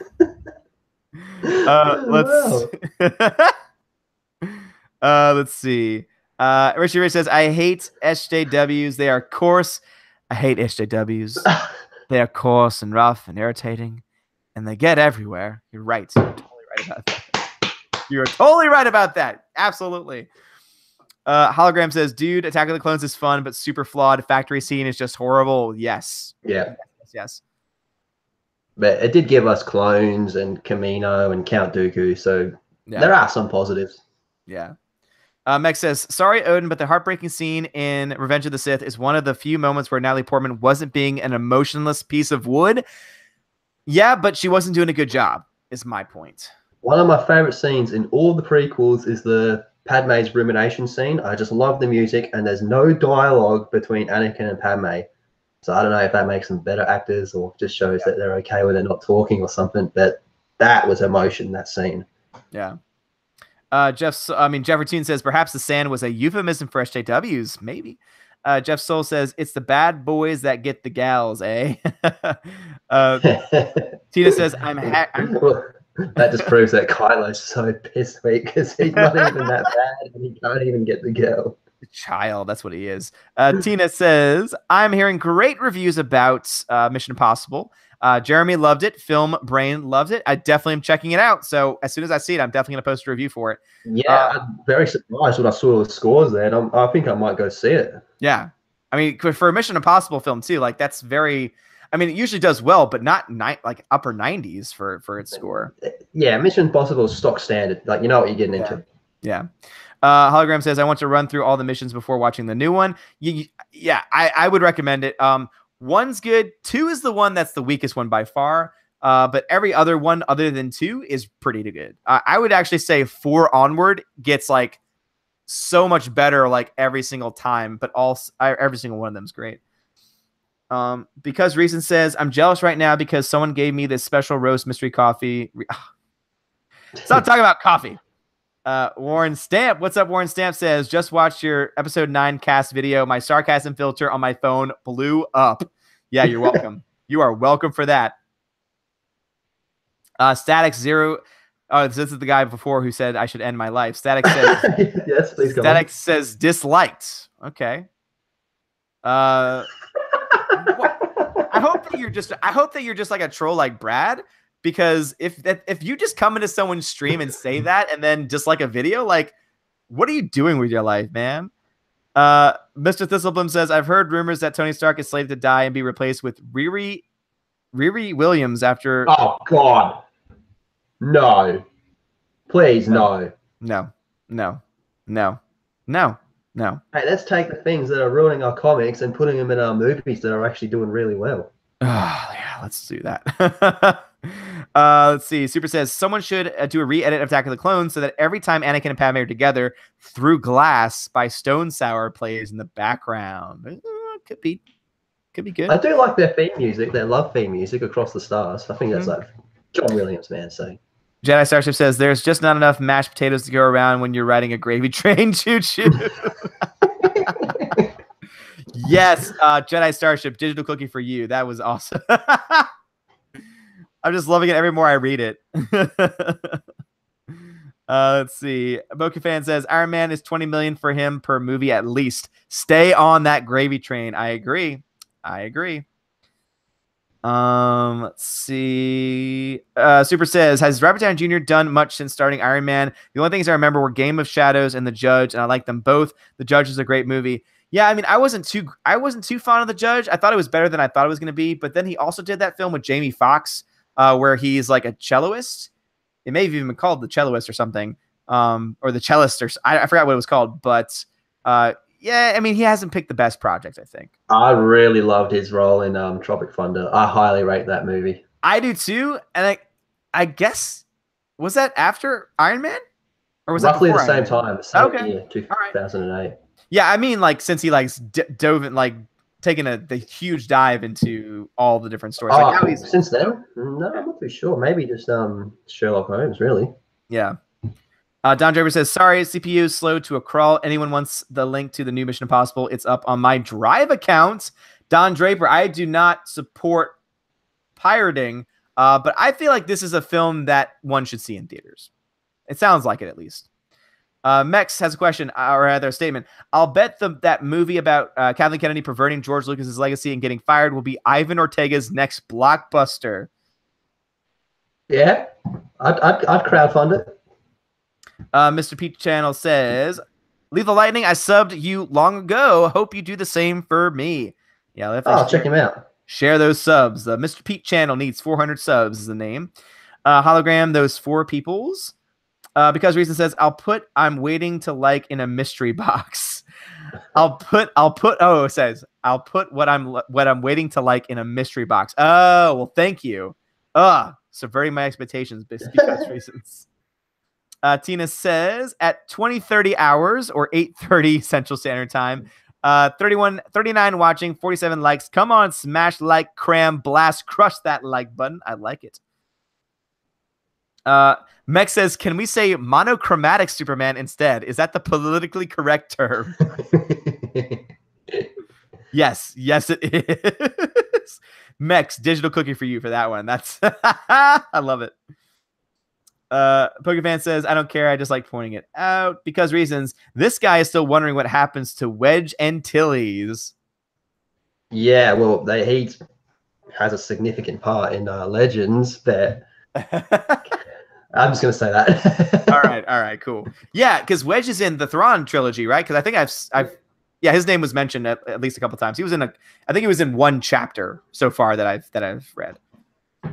Voorhees says the Force is with you, lethal. Hashtag Oreo Quart with a C. Also, Jim Jeffries in the interview kind of looked like EVS in that picture with the SJW cosplayers. He kind of did, hey. Cyclone says, hey dad, hey everyone, my dad is home. Yes, Cyclone is Lost Soldier's son. That's just so cool when we have them in the chat really together. Like a family dynamic going on here. Oh yeah, like it was so cool. They were going back and forth in the chat, and I was asking because at first I was like, oh, maybe he's like, he's a little bit older, he's living on his own or in college or something. And he's like, no, he's in the next room. And I'm just like, that's just awesome. There's like two people in the same house watching the same stream. Let's see. Guys, reason sad face. Odin the German Shepherd. I saw this in the live stream earlier, and I wanted to jump on it. But is he in here? Odin the German Shepherd. Is he in here? And it says, greetings from Tulsa, Oklahoma. Greetings indeed. Yeah, he's really cool, that guy. Oh, is he one of yours? Yeah. Nice. Adam Drenning, what's up, Adam? He says the DCU should have had all the Justice League members standalone movies first. I agree. I don't know, but then you get characters like Cyborg, who personally I think is more of a Teen Titan as opposed to Justice League. But that's kind of up in the air since New 52. But I think like Hawkeye didn't have his own movie. Scarlett Johansson's Black Widow didn't have their own movie. I think there are some characters like that in Justice League that didn't need ones. Yeah, and also too, I will say that I think that had they done every single character, I don't think they would have gotten to Justice League. To be honest, I really don't. Probably not, man. Probably not, actually. Yeah. 70B, who did those down votes? We have a guest. Please be kind. Yeah, I mean, there was that weird guy from earlier, so I don't know if he brought in. I don't know if he brought in some trolls or not. I don't even remember. But yeah, it was a very, very weird guy. Let's see. Super says the Jim Jeffries video interview is so sloppily edited. They try to paint Richard and his fans like stupid bigots, but they neglect to inform viewers he has 3 biracial kids. That whole video in general, what he done in general was like, that's not on, man. No. That's what social justice warriors should be targeting. Stuff like that. Yeah. Let's see. Eric thinks that it's Kathleen Kennedy and Ryan Johnson trolling on YouTube. Could be. Well, it's not like he's got a movie to make or anything. So why not? Yes, that is an excellent point. Mr. Pete says downvotes here, outrageous. I agree. And then because Reason says I donkey punched the light to 50. Nice. Oh boy. Richie Rich says TGW, things gone wrong or terminally guided warhead, context matters. Jeff Cotto is here. The Boxing and Jedi's Tavern. Jeff Cotto. Hello, Asgard. Hello, Valkyries. Odin, my man. God bless you. Love you all. Love you, Jeff Cotto. That's very nice. Yeah. Mr. Thistleblum says, also, we got a solo origin story in the 90s in Legends. Yeah, there was nothing wrong with it, man. It was just straight to the point. It didn't try to do anything stupid. It's just like, people like Solo. Let's give them more Solo content. Because that's what they want, right? Yeah. Or we could just make a movie and just destroy him. Yeah. And Lando. While we're at it. And Solo. And the Millennium Falcon, because remember, now that they have that they're done with characters, now they have to go after places and also ships, apparently. Why not? Super says, speaking of Joffrey, it sucks that he doesn't want to continue acting for now because he's an excellent young actor. Also on this topic, out of curiosity, opinions on Sansa. So for Joffrey, I think that's... Are you hot or cold? Cold. Oh, no. Yeah, as far as Joffrey goes, I think that, especially as a child actor, it might be in his best interest to retire for a little while because it can be really hard on a young actor, especially someone who started as young as he did. So, if he wants to take a break for a while, I think that might be good for him. I do think I think he's very talented though. So I think that at some point he might come back to it. I think that'd be really cool to see him a little bit older. And then for Sansa, I hated Sansa. I hated the actress that played Sansa. In the very beginning, she was so annoying. And the whole time she's like, but I love Joffrey. Yes, I just want him to like me. Oh, but I love Joffrey. But Joffrey, I love Joffrey. I was just like, shut up. And I like her now, though. She's grown a lot as an actress, and the character's developed a lot. So I like Sansa a lot more now but season 1 especially was just cringe level. Jedi Starship says, Thraken Sal Solo is on Up in Flames. Damn you, Kennedy. Thraken Sal Solo. I get that. Captain America. I understood that. Okay. Oh, nice. Jordan Cherry says, I'm one with the Force. The Force is with me. Rip, the most interesting character, Chirrut Imwe. It was a good character. Yeah. Tina was reminding me we have 43 watching, 50 likes, and Ryan and Kathleen Kennedy trolled us and gave us 2 downvotes. Hound 3000 says, wake me up when September ends. Because reasons. Damn it, KK, you were not the Force. Get over it. Adam Drenning says, for an Obi-Wan Kenobi movie, would it all be set on Tatooine or would he travel? Could he leave Luke alone? I've seen different people's takes on this. I think he could. I honestly think that he could leave if it was just like for a short mission, but they would have to make it something where it was like he had no other choice. Like it couldn't just be like a random mission, like something that's small. Like it would have to be like it would have to be like he would leave because it was a threat to Luke. Like that would be the only thing that he would leave for, I'd agree. It'd be like someone discovers who Luke is and where he is, and like, man, I got to go tell the Emperor this, and then Obi-Wan's just chasing him across the galaxy. That'd be the only reason I can see him leaving Tatooine. Yeah. Absolutely. Mr. Pete says, why did Solo keep his name after he went AWOL? That's a very good point. Like a name that wasn't even his last name, he keeps it for his entire life. Why did his wife take the name? Yep. All good questions that... All right, let's see. Tina says, I was just thinking about that this morning. Why wasn't Leia called Leia Solo? Was it professional reasons that she kept her maiden name? Yeah, more essentially it is. There's a book called Bloodlines. It's written by Claudia Gray. It's canon. She's a fantastic author. Yeah. And essentially it's about Leia moving up through the political ranks in the New Republic, and then it gets outed when something's like, you're Darth Vader's daughter. Like no one's going to take you seriously. Like that's the big secret. Yeah. So it's more like distancing herself from that, and plus out of respect for Bail Organa, her adopted father, and Naboo being destroyed, she decided to keep the name Organa. Okay. Let's see. Eric says it's funny that Kathleen Kennedy really become Poochie. She hasn't made an appearance in months, and we're all wondering where's Kathleen. It's a very good point. She has not made an appearance in a very long time. Yeah. Jordan Cherry says, I would love an old Republic film. I think a lot of people would. Oh, that is how, like, Clone Wars is a good start to melding the wounds, but old Republic era is where you really, we're sorry, guys. Yeah. Donald Hudson says he'll fight me on Spaceballs. Oh, no. I guess it would be you. He'll fight you on Spaceballs versus Blazing Saddles. Oh, yeah. Maybe it's either of us. So who's he fighting? I don't know. But he says he'll fight one of us on Spaceballs versus Blazing Saddles. So I thought Spaceballs was better. You thought Blazing Saddles was better. So yeah. Let's see. Joey the Gimmick. What's up, Joey the Gimmick? I hope we don't get a effing Raylo. I think it's coming, though. Nah. As bad as it is, I can't see it happening. I don't know. I don't have enough confidence to say that it won't happen yet. Jeffrey Toon says Young Frankenstein is great. I agree for sure. Yes. Marty Feldman was a fantastic comic who died too young. I agree. So Jeff Cato says Lethal Lightning. What's up, brother? God bless. How you doing, man? DJD says, I was taught to speak to the back of the arena so you boom your voice. Yeah, me too. Meg says, everyone keep the chat going. Maybe we can see Odin Lethal Lighting back over an hour in the chat and set a new record. We already set a record by 40 minutes back in the chat. So we're slowly making our way. So it's 8:42 in the chat. and it's 9:29 right now, so not quite an hour. Let's see. Don Hansen says Spaceballs, Robin Hood Men in Tights, Young Frankenstein. That's the first number. Yeah, I think that's a good list. Good list. First 3 says Donald Hudson. Because Reason says Soilo Ren. DJD says I went and made a sub. Well, thank you, DJD. Champion. Neil Coolin says I'm going to force project some CT eels into JJ and Kathleen, and then make some suggestions about them taking a catapult ride to Neptune. Jordan Cherry says anyone watch UFC and going to watch that Brock Lesnar versus Daniel Cormier fight?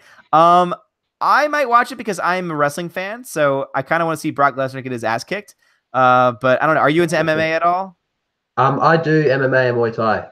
Okay, nice. I don't actually watch a whole lot of UFC. Okay. I started doing boxing when I was starting high school, and then that place got shut down, and then I moved to a different place to do MMA, and then I stopped for a while, and then I started again doing MMA again and Muay Thai again. Yeah. All right. Very cool. Mr. Pete says I say a lot of outrageous things, so I need to be able to. You need to be ready to defend yourself. Mr. Pete says, so Leia will be in 9. Yes, at this point, they have confirmed it. Yes. And then Mex says, for you, Raylo.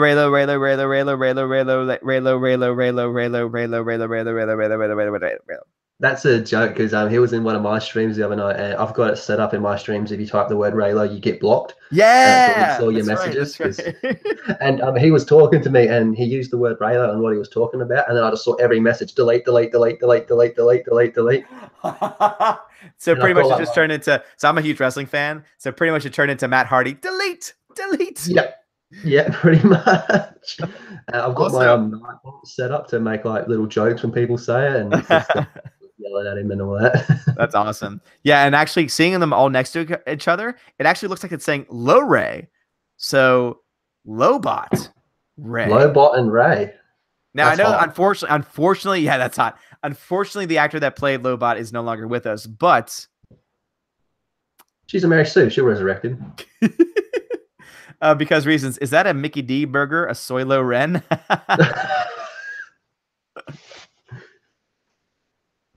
And then Stephanie says, Lethal, we can't at you, but we are happy you're in Asgard as our guest. Oh, I'm happy to be here. Donald Hudson says, I had enough time to order Chinese and eat it. Yeah, this has been a long stream. Pokefan says they can set the Obi-Wan movie at any point after episode 2 until episode 4. There are a lot of untold stories they don't do in Clone Wars. They just have to separate Anakin. That's true, but personally, I'd like to see it in between episode 3 and episode 4. Yeah. Jedi Starship says every time a Tico sings, an X-Wing gets its wing. Digital cookie. That's digital golden. Cookie for that one. Joe the Gimmick says, God, please no effing Raylo. Eric says, Poochie died on his way back to his home planet, I believe, cause of death unknown. I have to go now. My people need me. Alexander Turner says, my sign is a fire-breathing monkey ram from Mars. Adam says, thought Poochie died going home. Haven't seen that in years. Mex says, so what Odin is trying to tell us all is that we're starting to become infamous to him. Yes. That's a Three Amigos joke. Infamous? All right, let's see. Don Draper. Oh, sorry, someone else. Because Reason says Constantine is cool as hell. Because Reason says I don't care if people hate Reeves. Keanu Reeves is awesome. No, I think a lot of the hate from him has gone away since he started doing John Wick, because John Wick has like revitalized his career and it's amazing. Have you seen John Wick? Yeah. Oh, yeah. So good. John Wick, like, I had it on a USB, got given to me, and I was like, what is this? And then it comes up Keanu Reeves. I'm like, all right, okay, I like Keanu Reeves. And then I'm like 20 minutes into it, I'm like, man, this is ruthless. It's so good though. Because Reason says, or Affleck in Daredevil. Well, let's not even talk about that. Pokemon says, does Disney bring back Clone Wars, make all of Clone Wars canon? Well, it's weird because there's two different Clone Wars. You got the old cartoon one and the Yeah. animated one. The cartoon one is not canon, Yeah. but because Clone Wars started, like the new Clone Wars, the animated one with Ahsoka, started before Disney took over. So when Disney took over, they still considered that Clone Wars canon. So yes. Okay. Makes sense. Detorter says Constantine John Wick crossover. Screw the haters. Double Reeves it. Yes, I love that. DJD says John Wick 3 should be good. I cannot wait. I can't wait for the Star Series, the Continental. I think that's going to be great.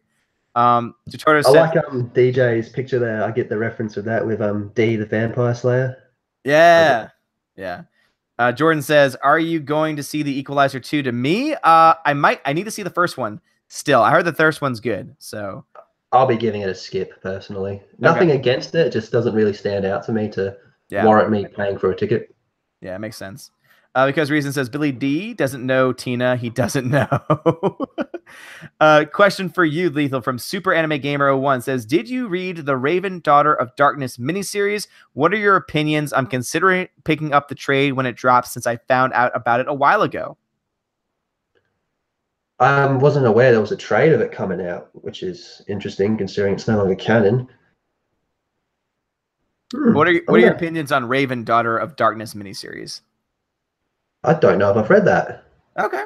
I'm going to give it a quick Google. Okay. Adam Dredding says, like Constantine movie better than comics, wish Keanu did a sequel. I would be down for it. Mr. Pete says, Robo Tico.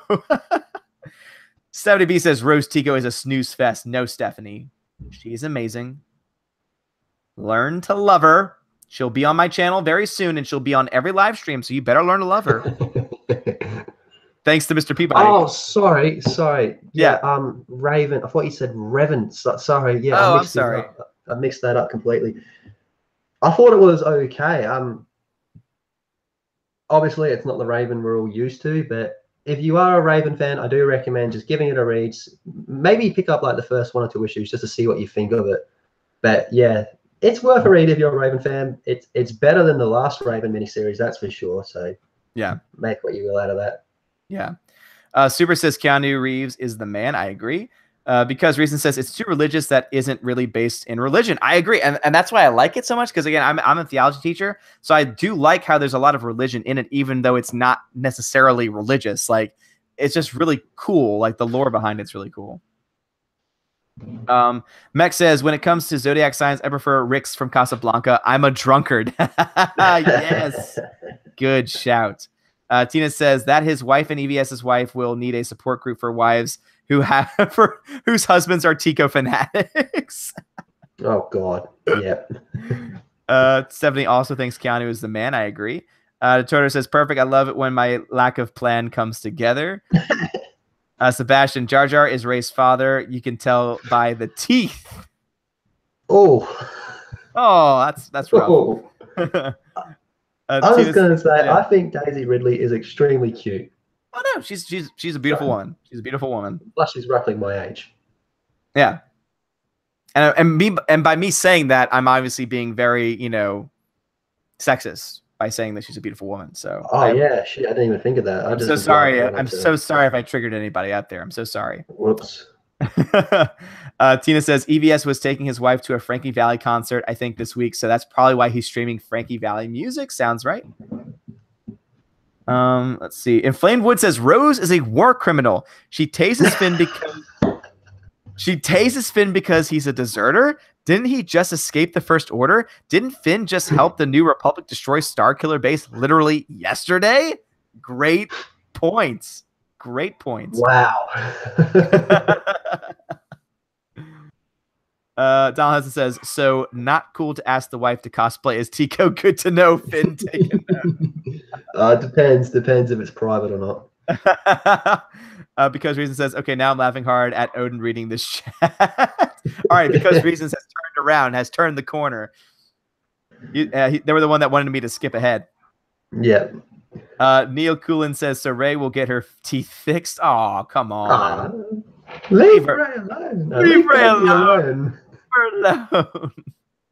Adam Jennings says Finn should have been able to leave. There's no way he could be a spy. Tutor says, I like the cut of that bot's jib. How do you kill a Jedi best? Mr. Thistleblum says, know what would make a good sci-fi franchise right now? Stars of the Guardians by Weiss and Perrin. Not familiar with that. Neither am I. Neil Keelan also says, nice to know other people are still as done as me. Jordan Cherry says, Kylo Ren's new attire possibly will look like the cybernetic samurai off the Wolverine, but painted red and black. Oh, God. I hope not. Oh, no. No. Yeah, that's a big no. Because Reason says, we're not just done. We still have shovels. Jeremy is petrified episode 9 will turn into Twilight. I am too. 70B says, you have a great laugh. Me? Yeah. I've been told that so many times. Hey? Thank you, Stephanie. Meg says, to you, the current regime at Mucusfilm claims they're taking Star Wars in a new direction, but I seem to recall that BioWare beat them to it with the first lesbian romance option for Raven. Yeah, exactly right there. That's a big line. That's a mic drop moment. Mex has a lot of those mic drop moments, I will say that much. Let's see. Donald Hudson, The Force Sparkles, Twilight Episode 9.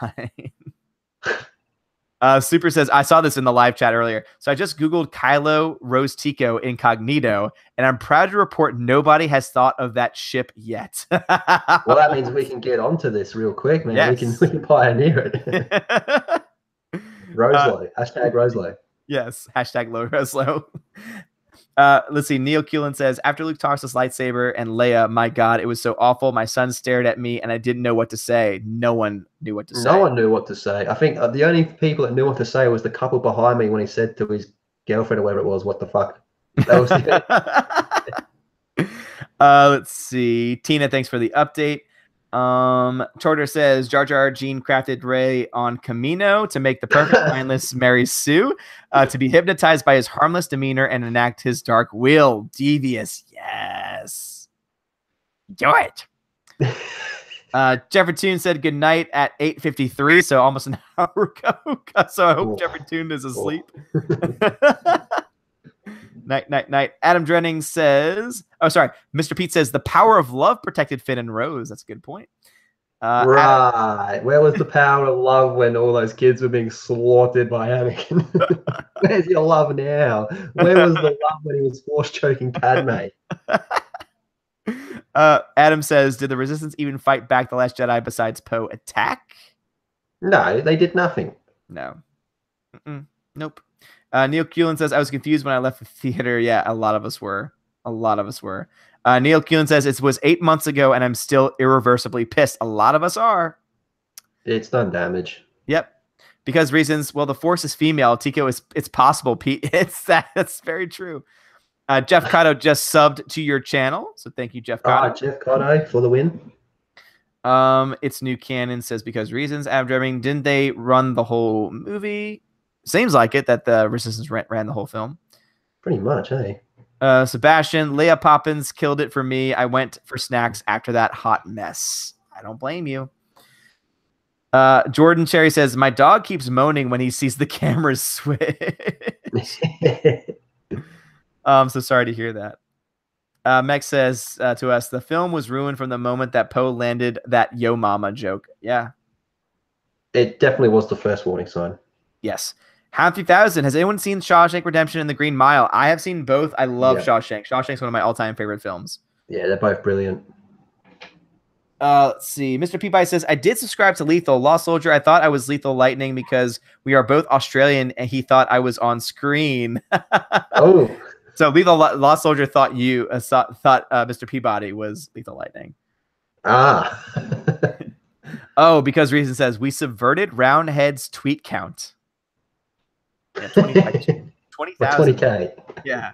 Super. My dad was kind enough to go with me to see Last Jedi and Solo, even though he wasn't a Star Wars fan. He made it through, but hated Last Jedi, and he fell asleep 25 minutes into Solo. Yes. I can hardly even remember Solo. I remember certain things sticking out to me and me just being like, no. Oh, cool, Chewie, no. Mr. Pete says, serious question. Does EVS really like Rose? Yeah. Why would you? Are you trying to Are you trying to like assume his likes? Check your privilege, please. Neil Keelan says, Netflix keeps shoving it on my face too. I'm not clicking on that or Ghostbusters 2016. Yes. God, I'm not watching it. And I have it for free. I got it for free when I hooked up my Movies Anywhere account, and I'm not watching Ghostbusters again, ever. I've never even watched it, and I don't have any intention to. Don't waste your time. Super says, kind of tells you something about the movies, doesn't it? It's a good point. Mr. Thistleblum says, I will say that Scott Mendelsohn has always been mostly polite with me. And again, I think that, I mean, John Kasdan reached out to me and was very polite with me, but I still look at the work, and the work that he's doing is not very good over at Forbes. You know, it's easy to tear those articles apart, but yeah.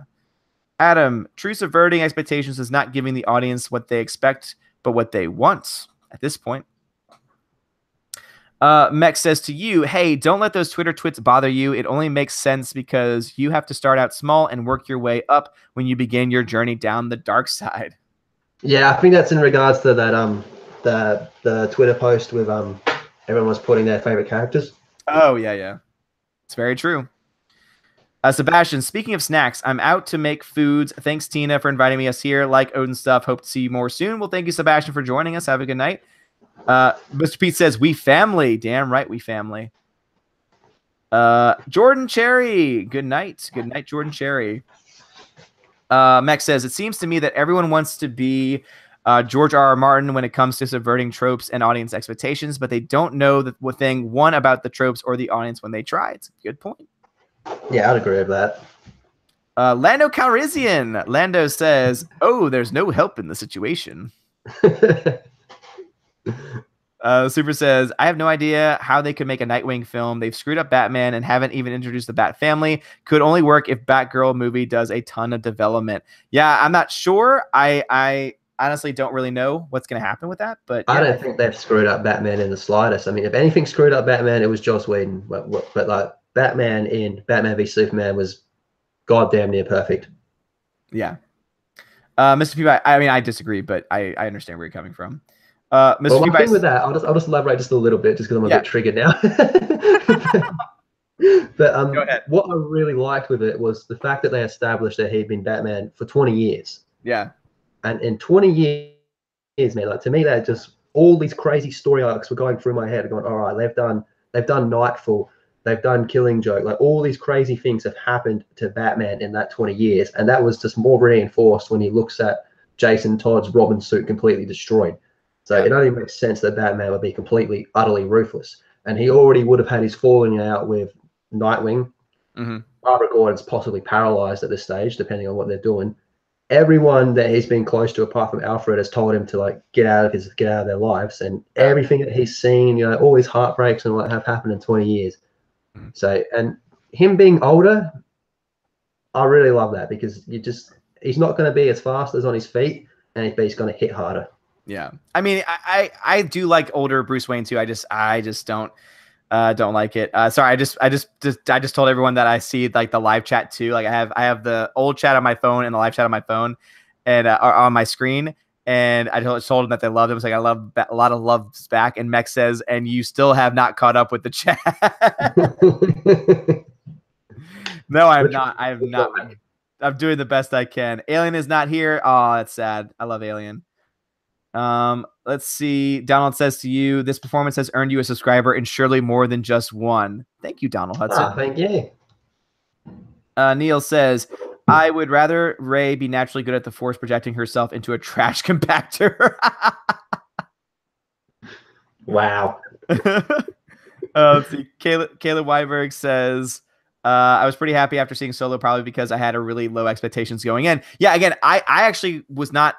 Obviously, the L3 thing pissed me off, but I will say it was a C-level movie for me. So it definitely was not hot garbage like it could have been, for sure. And I think that a lot of that has to do with the fact that Ron Howard is a capable director, but he was just not given a very strong script. And of course, Kathleen Kennedy was, pulling the strings. So I agree with you on that. I give it a C. Yeah. Because reasons, I just thought of something. Leia's not only Mary Poppins now, but Mary Sue too. Good. It was a double punch to the guts. I get it now. Yeah, I made that comment in another video where I said that they almost in a way made her into a Mary Sue because all of a sudden she's just also magically good at force powers when she's never been shown to have training. It was never explained that she had training at all. And yet she's able to protect herself, create a force bubble around herself in space, and protect herself and fly back to the ship. I do see what you mean, but I wouldn't go as far to call her a Mary Sue. I think in the flying movies, through at least. space, In the movies, flying through space in general is just stupid. Like I'd say it's more. Yeah. Instead of throwing Mary Sue in there, just say no. It's just stupid. It's just stupid. Yeah, simplify it. Let's see. Mr. Sisselblum says the way to fix raise Mary Sue's status is to recanonize Legends. In Legends, there are certain force powers that she's are stronger or weaker in. One of these powers is algorithmic projection. Interesting. Mr. Thistleblum says algorithmic projection would neatly explain how Rey is so good at everything. Interesting. It would definitely help. Okay. Stig, greetings from Norway, says Stig Hey. Johansson. Welcome. DJD says, wow, that is a lot of holes. Yep. He's talking about that's how far behind we are. We're talking about the movie speeds up with every plot hole. Jake M says, I have no idea where we are in the chat. We're at 9 o'clock in the chat, and it's 9:50 right now, so 50 minutes behind. Jesus. Because reasons I don't want my expectations subverted no more. All right. Let's see. All right, guys, I'm going to start skipping comments unless I see a name tagged in it, just so that way you can catch up.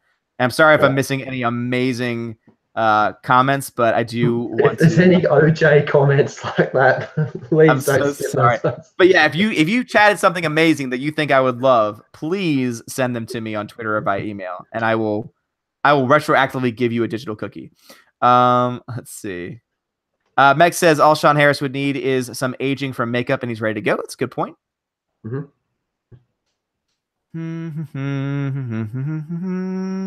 Oh, so much faster now. Mech says to you, what do you think of the idea of D&D adapting the new Jedi Order as a TV series? It's so ironic he brings that up. I'm nearly finished Thrawn Alliances, and I don't want to spoil it, but there is something in that just in my head was like New Jedi Order, New Jedi Order, New Jedi Order. I'll probably do a video talking about it once I finish the book, but I don't want to spoil the book just yet, but it's very funny you bring that up. Yeah. Because that is kind of addressed in the novel. Yeah. Tina says, oh, yeah. So there's a guy who does a channel. I forget his name off the top of my head, but he looks just like Chris Hemsworth. And so they call him Thor. They call him my son. Let's see. Mr. Pete says, proof that Kathleen Kennedy is finished. They're going to CGI Leia. No, they're not. They're not. At least from what they've told us. Tina says to you, this woman hates Last Jedi and The Force Awakens, subverting your expectations. Meg says, what are you willing to bet that there's some sort of really good legal reason behind the Korriban name change? I don't know, because BioWare is owned by EA. EA's kind of got the license. I don't think there's any legal stuff there. I think it's just a story decision. Yeah. Mech says to you, maybe someone on the sorry group typed the name incorrectly and decided not to admit their mistake, or didn't want to go back and fix it and just said F it. Yeah, that's probably what happened. That kind of sounds like, do you know the character Power Girl from DC Comics? No. Really big breasts, like drawn to have really big breasts. And the guy that drew her, he was dead set convinced that the editors weren't looking at his work. So every issue, he just drew the breasts bigger and bigger and bigger until it got to the point where everyone was like, what is going on here, man? And by then it was too late to change them. So that's just kind of become her thing. Yeah. Super says, I wanted to ask you guys, since the Fox Disney deal has officially going to be approved, what do you think is going to happen with the X-Men? I personally am not excited. I mean, it depends. I think that if they bring in those other Marvel properties under the Marvel umbrella, I think it'll be fine. As long as Kevin Feige is in charge, I think it'll be okay. That's my thought. Yeah, if anyone can do it, it's him. But when it comes to characters like X-Men and Fantastic Four is the staple of Marvel Comics. Yeah. And I think, in a way, it's almost too late to bring them into the MCU, but I'm very intrigued to see how they go about it. Yeah, because you can absolutely. see once they get Fantastic Four, that's going to be the first thing they want to put in. Yeah, no, absolutely. So much faster. Stephanie, thank you for shouting out Lethal's YouTube channel. Please go subscribe Thank you, to Steph. his channel, guys. Brad Noble says the only thing cute is Lethal Lightning. Thank you. Oh, shucks. All I'm fair adorable, though. right, yeah, I'm seeing some stuff. So now we're up to 9:14. And Neil, I agree. That last comment was creepy. The one that about taking my own life and then disliking it. Yeah, that was really bad. Really bad. God, that was so disgusting. And also, that person went away, so I think that person literally was an actual troll. Tina says, Film Brain said the new Mission Impossible may be one of the best action movies this year. Yeah, I mean, I've heard of like even like past this year too, so that's why I want to check it out. And then Mr. Pete says Cruz is pushing 60 and he's still doing those he's amazing. He's so amazing. Wow, is he that old?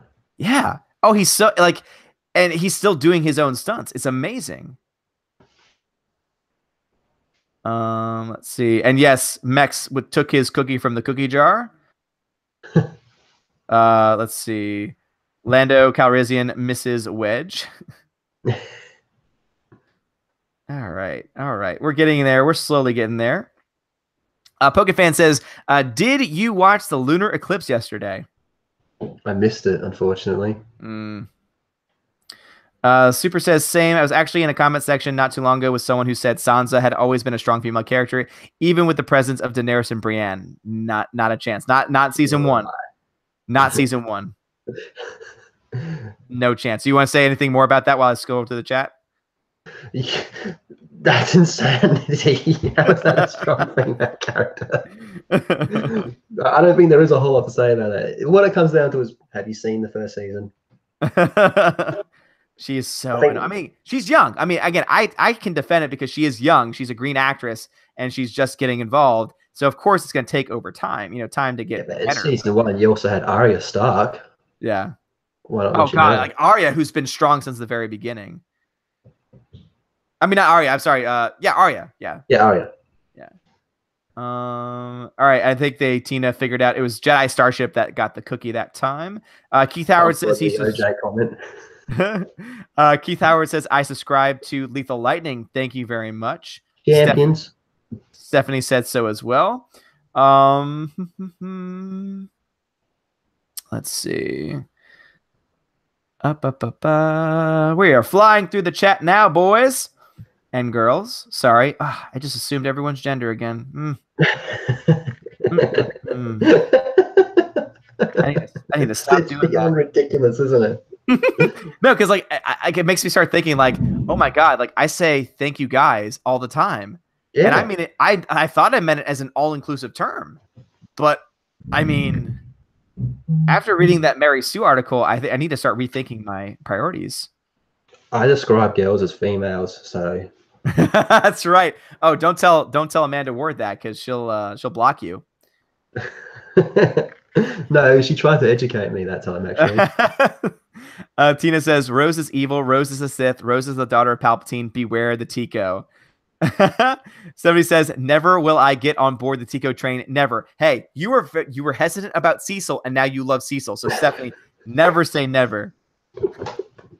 Imagine like Kelly Marie Tran goes to like a Star Wars convention just expecting hate, and everyone's just like, Rose Tico. Dude, I would be one of them. I would wear a Tico. I would wear a Rose Tico shirt for sure.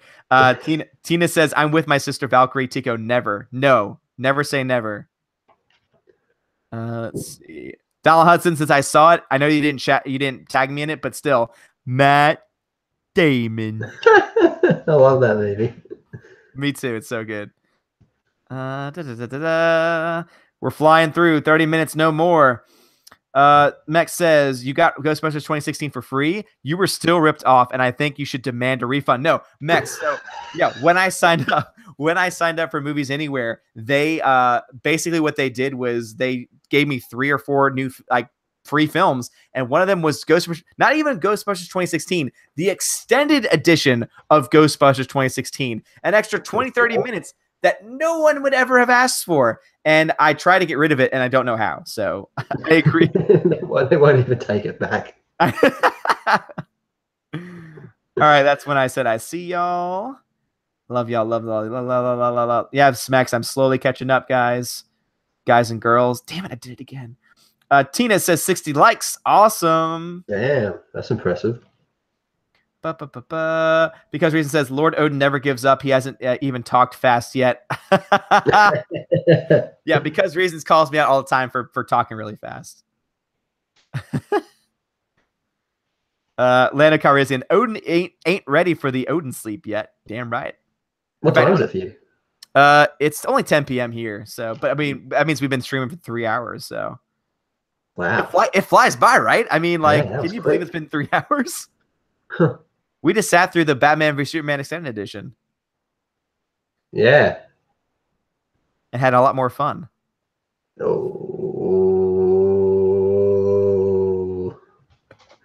this is when you do like Vader and like like force choke for like, the projection. Oh yeah. Mr. Peabody says, Odin, your last 2 posts, we all need to start wearing helmets as you have turned sarcasm into an extreme sport.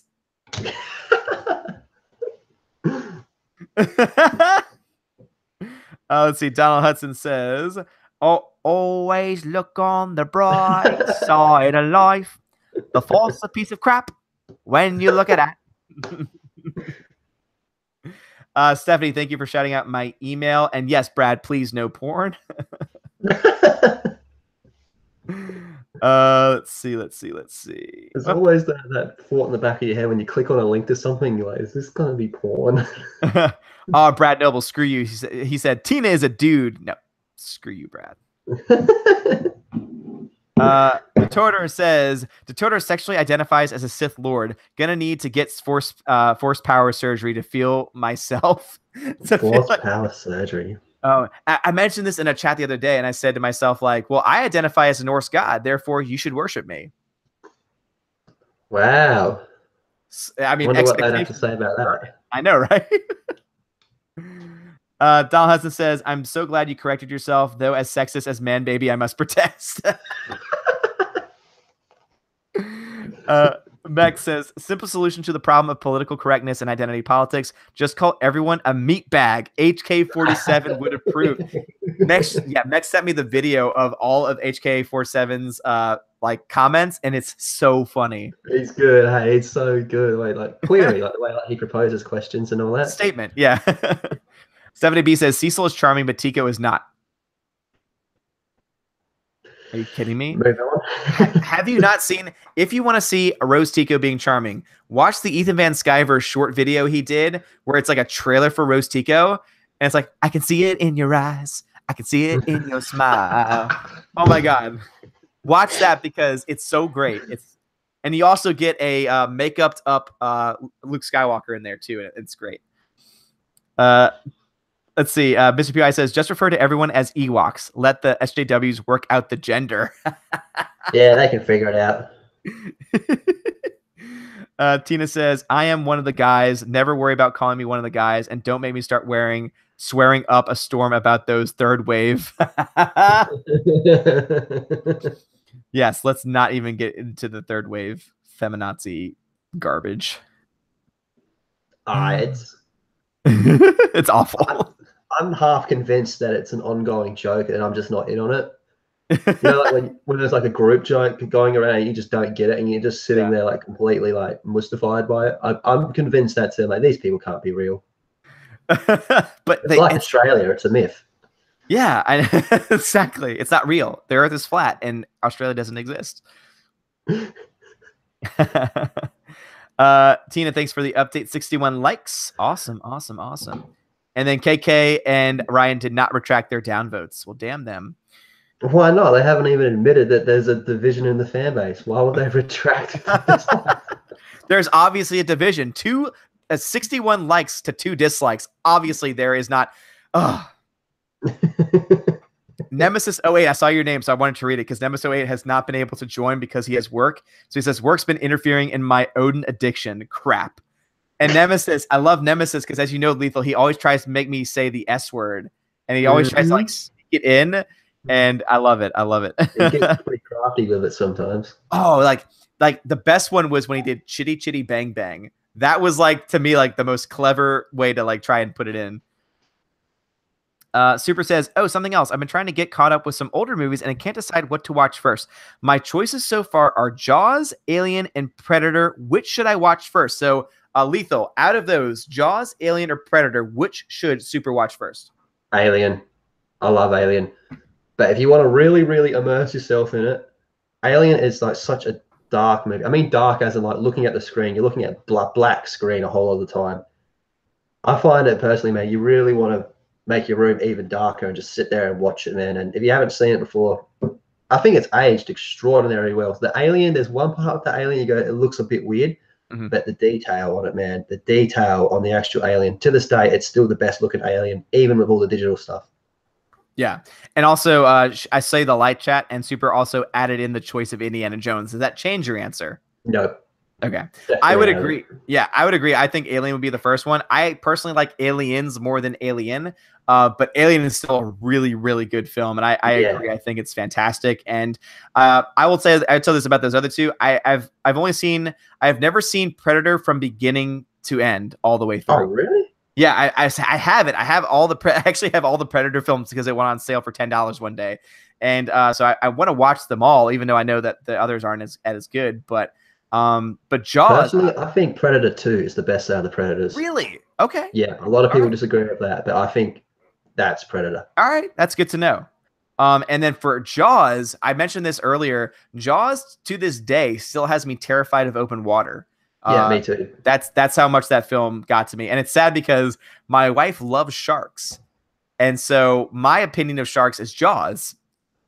And she's like, I love sharks. And I'm Everyone has that one animal they're terrified of, and mine is sharks.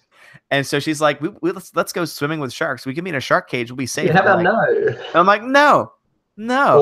Or we can go watch Last Jedi again. Yeah, exactly. And also, I found a video. So this made it even worse. I found a video of a shark freaking out and wiggling into a shark cage. And I was like, nope, I'm done. I'm done. Not gonna happen. That's my ultimate fear, is being in a shark cage and a shark just rips the cage off the chain and just swims off with me in the cage. Yeah. Because Reasons says, thoughts on the movie Rampage. It's a good view. I liked it. I thought it was fun. I haven't seen it yet. I thought it was fun. I mean, it's not one that you have to go see, but I think if you're going to see it, you should see it in theaters because I don't think it would translate as well on a smaller screen, but it's a fun time. I like Dwayne "The Rock" Johnson. I think he's great. So I liked it. So I liked it a lot. Would you say it's just like a popcorn movie? Like you just sit down and enjoy it? Oh, for sure. Yeah. I mean, it's a film that's going to make you want to shove popcorn down your mouth. Like it's fun. Donald Hudson says, we just sat through The Hobbit, only had more fun this chat. Ooh. Love that. Oh, man. I'm glad you said The Hobbit and not Lord of the Rings because I can agree with you there on The Hobbit because I love the extended editions of Lord of the Rings personally. Love the battle scenes of Lord of the Rings. Lord Nurgle's in the chat. What's up, Lord Nurgle? Negative. Call people meat popsicles. Lord Nurgle has the best outro I've ever seen. He muted me out of it because he knew that I'd probably get offended by it. It is insane. I love it. When he said it on his stream the other night, well, last night for me, I was just rewinding it. Like kept rewinding about 20 seconds back every time. So I could just keep listening to it. Like, that is nuts. Because the first time I was not ready for it.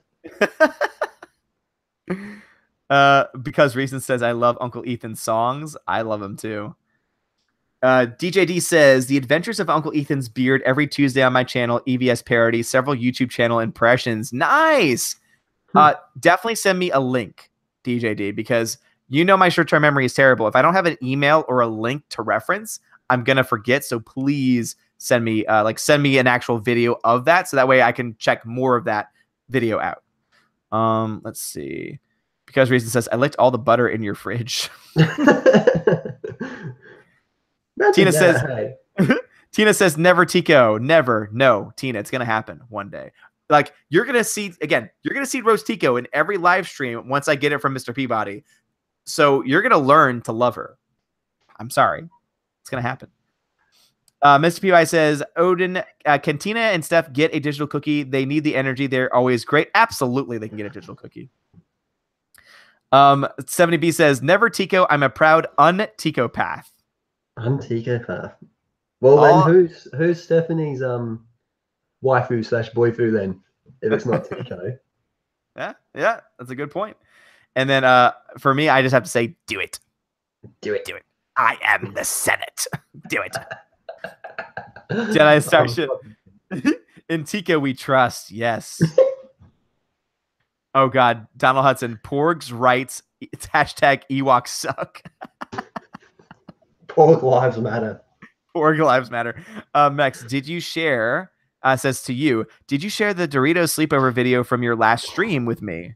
I don't think I did. My last stream I did was a hangout stream, kind of like yours. Yeah. And I had people just sending me links to watch, and he sent me this one. Oh, was it him?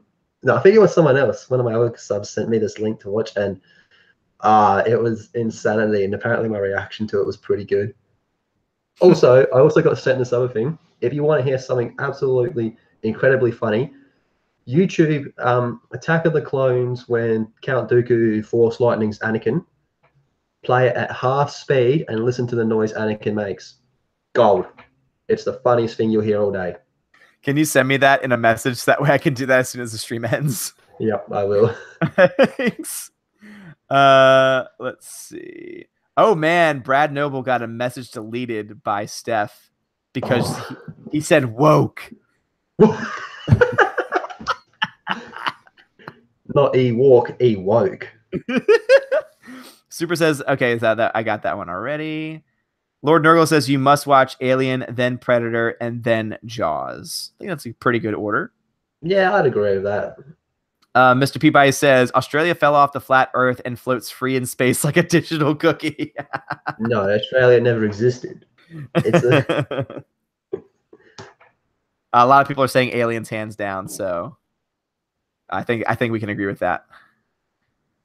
Tina says the original Alien is brilliant. I had nightmares for a week after seeing it the first time. I liked Aliens too.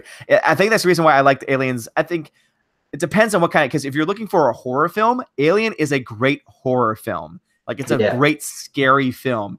And then Aliens is a great action film. Like that's why they're two totally different films, because they're just very different styles of filmmaking. So I think they're both great for different reasons. That's why I could never say which one's better. I mean, I would say probably Aliens because I like action films more than horror films, but I couldn't say for sure, like speaking from an objective standpoint, which one's better because they're different genres.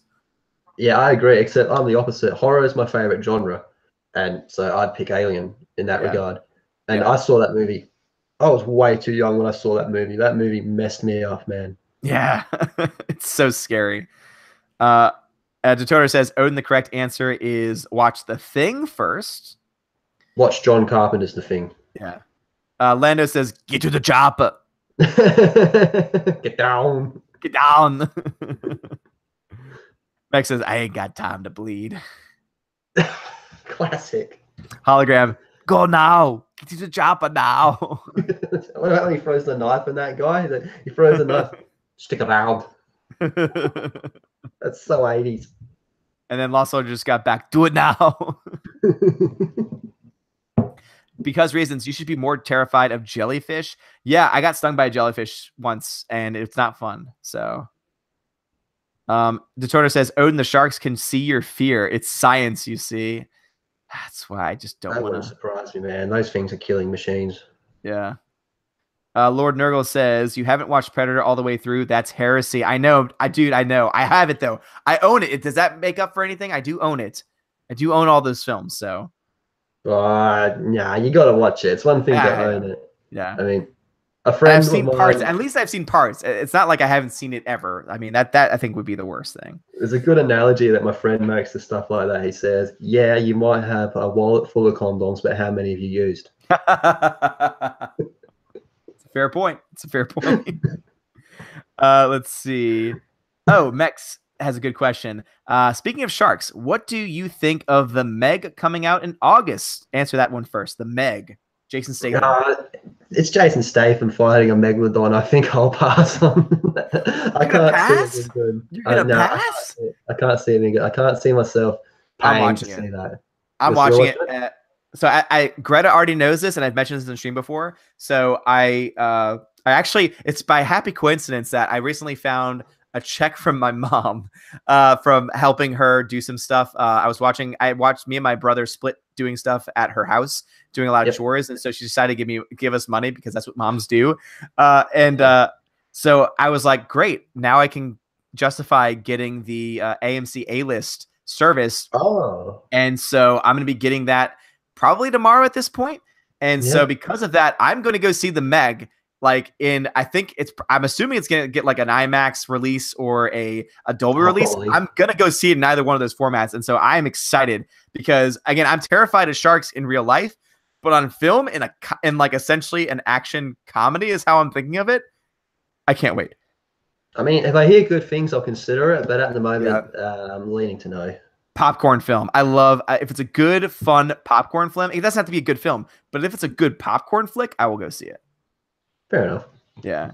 Adam Dredding says, Odin, it's okay. Shark cages are made to be safe. I would never get in one. Yeah, exactly. No, not happening. They're made to keep the sharks out, and yet a shark got in. Yeah. Yeah, I don't like my odds. Not at all. Mex says, personally, I've been waiting for that film to be made ever since I read the first Meg novel by Steve Alton. I don't know. Never read it. Nemesis 08. So you didn't shout me out, but I saw Arachnophobia. Have you ever seen Arachnophobia? I don't think so. It doesn't ring a bell. So it stars Give it a quick Google. Yeah, I would say he's the guy from Dumb and Dumber, and not the blonde guy. The blonde one, yeah. Oh, what's his name? I'm blanking on his name. I'm looking at the live chat to see if they beat me to it. Arachnophobia the movie. Oh, what's his name? I know it too. Jeff Daniels. Hologram. Thank you. Jeff Daniels. Yeah. And it's like, oh my God, it's terrifying because it's spiders and I hate Lando. Thank you. Bitter. Thank you. All y'all coming in with the Jeff Daniels now. Yes, dude. Like, and John Goodman. Lord, that's right. Yeah, John Goodman's in it. Yeah. Too. Yeah. Jeff Daniels. He plays the exterminator and it's awesome. Like he's awesome in it. But I will say that one messed me up too, Nemesis, because I was scared of spiders already. But man, that film made me even more terrified. I'll put it on my list. Yeah. Bitter. Yes. I've also watched every single Lord of the Rings extended edition and man, so much good stuff in there. Donald says, need to go back and rewatch Lord of the Rings. I've been meaning to for ages. Have you ever seen the extended editions? I don't think I have actually, because I've just got them on DVD. Yeah, I think it's worth the time. I really do, because there's a lot of stuff added in that I think adds to the overall story. Yeah, definitely. If I'm going to rewatch it, I might as well see the version I haven't seen. Dollhouse just put a great image in my head. Arnold from Predator singing "My Little Buttercup," mowing down xenomorphs from Aliens. My little buttercup has the sweetest smile. My little buttercup, she has the sweetest smile. Get down, get down, get down, get down. She's my little buttercup. Only if they release it as a musical, though. Yes, absolutely. Could you imagine him singing that? Can't be worse than Russell Crowe singing. Lando Calrissian says, "Buttercup, wasn't it painless?" Let's see. Nemesis says, "Say crap, Odin. Do it." Gotcha, Nemesis. Lost Soldier C is for Cookie. Richard Rich says, Rose Tico is an anagram of so erotic. Ryan created the character because he thought that Finn and Poe on Canto Bight would be boring. That worked out so well, didn't it? The man's a genius. He is. He is a master of subversion. And I don't think anyone can deny that he did not subvert our expectations. Oh, yeah. Consider me subverted. Tina says, forcing me to watch more Tico is against the Constitution of the United States, which has an amendment against cruel and unusual punishment. I'm calling my lawyer. Well, you'll be seeing a lot of her. You just wait episode 9 comes out. Brad Noble got timed out. Correct. All right, let me see. Let me skip ahead a bit in the chat, see if I see any more of our names. Mr. PI says, Odin, they mostly come at night. Mostly. Oh, that's so good. That's so good. Newt was her name, I believe. Yeah. Yeah. Super says, I'm definitely going to tell you what I think of Alien when I watch it, because I'm really squeamish and hate horror, but I want to work in movies, so I gotta watch it. Yeah.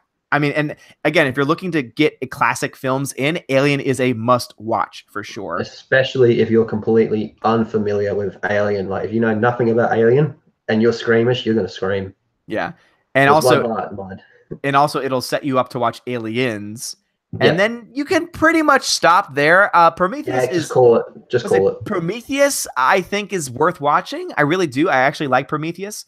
But you don't have to watch it. It's like one of the things where it's okay. You can watch it and you'll like it, but everything else is kind of skippable for the most part. It's better than Covenant, that's for sure. Covenant was so bad. And Covenant could have been at least okay if the scenes that they put out on YouTube when it was released was actually in them. Yeah.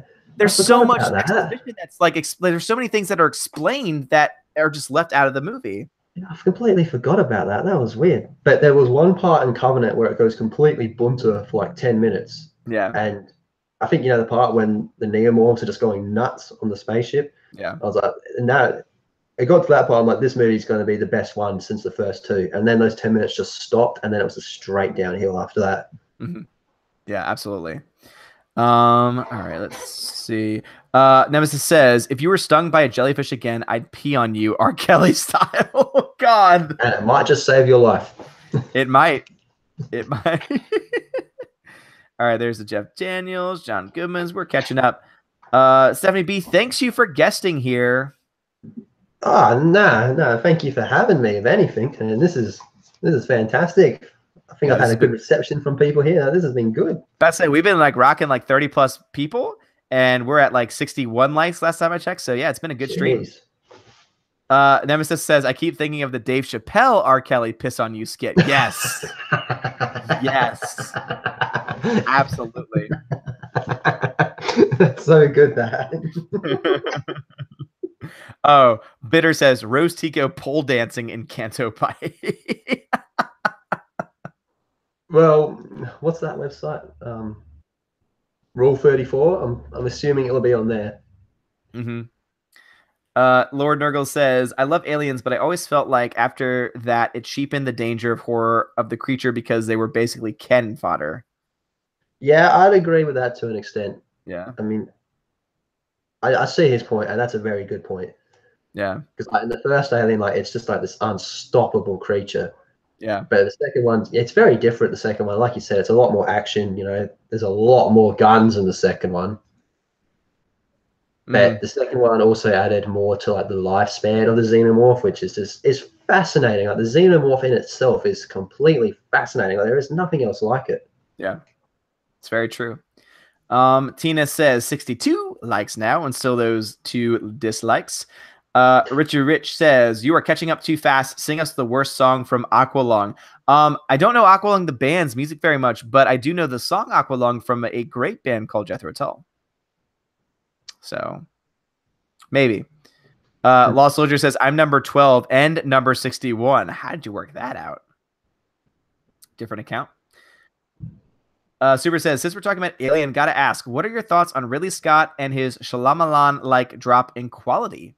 What are your thoughts on that?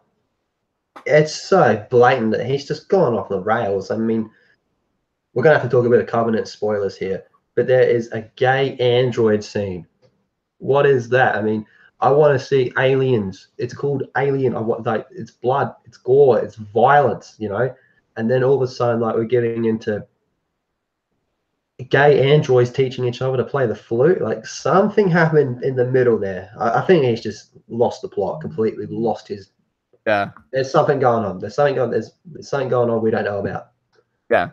No, I definitely agree with that. And I will say Ridley Scott, like, because I mentioned this the other day because someone else made a comment about his drop in quality, but then I think back, like 2014 wasn't that long ago, and The Martian was excellent. So I think that he's gotten to the point in his career where he's not instant like I don't know if anyone's ever like. There are very few directors. Like obviously, I talk about Denis Villeneuve on the channel a lot, but there's very few directors that make like every film they make is great. So I definitely think he's had more flops than he's had good films in the last several years. But Maybe it's just Alien. Maybe he's just lost the plot with his own franchise. yeah, it could be that. And you also wonder, like, was there any studio involvement? Like, what did anyone tie his hands when he was writing the script? Mech says, "Are you missing the spam?" Oh yeah, I had a spam in my last stream. They wanted me to watch this video, and I refused to do it. And I just got spammed by my subscribers to do it. I didn't give in the end, though. Let's see. Nemesis says, "Have I checked out Tool yet? I have not. It's on my list still, Nemesis, and that's a shout because that was like from one of my first live streams when we were talking about music, and a lot of people were recommending Tool. Wait, you've never heard the band Tool? I've heard of them, but I've never dove into their music. So he recommended an album. I don't know where my sheets are, but he recommended an album to check out. So it's on my list to check out for sure. Lord Nurgle says, however, Aliens allowed the creation of AVP's comic lore, which was good lore. Yeah, that I looked into that a bit just out of curiosity, and they really did some unique stuff in that. And then you look at the movies and you're like, oh, there's a lot of other stuff they could have done here. Let's see. Super says, I know Scott's brother passed away quite a few years ago, but do you think there's anything else that's contributed to this kind of recent downfall? He's old too. I mean, he's not a spring chicken anymore. He's getting up there in years. And so I think that might be, I think there's a lot of factors that might come into it. But then again, I go back to that question, like how much of studio involvement may have affected those things? Yeah, I mean, he's very professional. And how long's it been since his brother died? Oh, I don't even know. Let me check that. Let's see, I think depends how long it's been. Like, obviously, that stuff does affect people, especially at work. I want to say it wasn't too long ago. Are we talking like Alien Covenant? Says he Ridley Scott is 80. Wow. I didn't realize he was that old, but yeah, so I think that might be a part of it. Yeah, that adds to it. And 2012, so it's still relatively. Yeah. But then again, 2014 was The Martian, so that's what I mean. Like, he would have been. Yeah. So I don't know. Past it. Yeah, I mean, I don't think you ever get past those things, and I really do think that. I guess it must just be the projects that he's picking. I don't know. Yeah. Mech says you should do a stream with EVS where he plays his keyboard while you sing one of his songs. I would be down. That would be only awesome. If there's Rose Tico. Only if Rose Ticos can be there. Yes, I should be like, I'll sing for you, AVS, if you give me one. If I can have like 2 Rose Ticos, one from Even Though at Skyward, that would be. He's not going to part with them. No. Well, also he's even admitted they're hard to find now. I think ever since he started like Tico Path, that Rose Tico is actually like being like. Oh, man. You gotta love like memes. What memes have done? Like memes saved Jar Jar Binks. They've saved Rose. Richard Rich says Aqualung the album, not the band. Oh. Okay. So the album Aqualung from Jethro Tull is what you mean. So, maybe I'm not quite in the singing mood today, except for like small songs. Tina says I think Ridley Scott said he didn't get why people wanted xenomorphs in alien movies. Mech says I need to check Tool out ASAP. I'm gonna do it. Lord says look up the storyline from AVP where the character Machiko literally becomes a human predator hunting with other predators. Wow. I'm familiar with that story. And for a while, looking back at the first Alien vs Predator, I think they might have been inspired by that story to an extent with the name of that character. I can't remember who she is. But yeah, I'm familiar with the story he's talking about, and it's impressive. It's impressive. Okay. Detorter says he's talking about Covenant Syndrome, better known as Neil Patrick Cumberbatch complex. It's the desire to facilitate yourself. Doctor Strange has it too. Okay. Nemesis says, maybe I'm just cynical, but I feel like Hollyweird is running out of original ideas. Guillermo del Toro has probably made one of the best films I've watched lately, In the Shape of Water. I was not a huge fan of The Shape of Water. I'm going to be perfectly honest. I think to shout out here, and I'd love to hear your thoughts on this, because this one, Do you think Ryan Johnson can subvert expectations? He's a punk, mate. He's a punk. Have you seen Mother? Oh God, don't even. I hated it. You hated it. I hated Okay, it. I was in the cinema. I don't know what your trailers were like here, but me and my cousin saw the trailer for it when we went and saw it, I believe, and it had the most full-on hardcore trailer I had seen in a long time. And I was under the impression that this movie is just going to be Jennifer Lawrence getting bashed for 2 hours. So me and my cousin were like, yeah, we're going to go see that. That sounds hardcore. And then little did we know. little did we know, man. And then they put us in the small cinema because we go like the cinema complex has a smaller cinema, and that normally means one or two things: it's complete crap, or it's intense and we can't make it mainstream. So that's what they chuck in a horror movie or something. Yeah. And that is one movie, man. Throughout the entire movie, you could hear everyone saying, "What the fuck? Like, what is going on here, man?" And then it got to the people were walking out of that movie. Yeah, I mean, I can totally understand why. It's there's just so many things that are awful about that film, and I understand. I kind of like it. But you see, I understand what he was trying to go with like the characters, and obviously like there's a lot of religious aspects to it, but there's a lot. I just couldn't, like, especially when they get to the scene where they're like eating the baby. I was like, what the frick am I watching?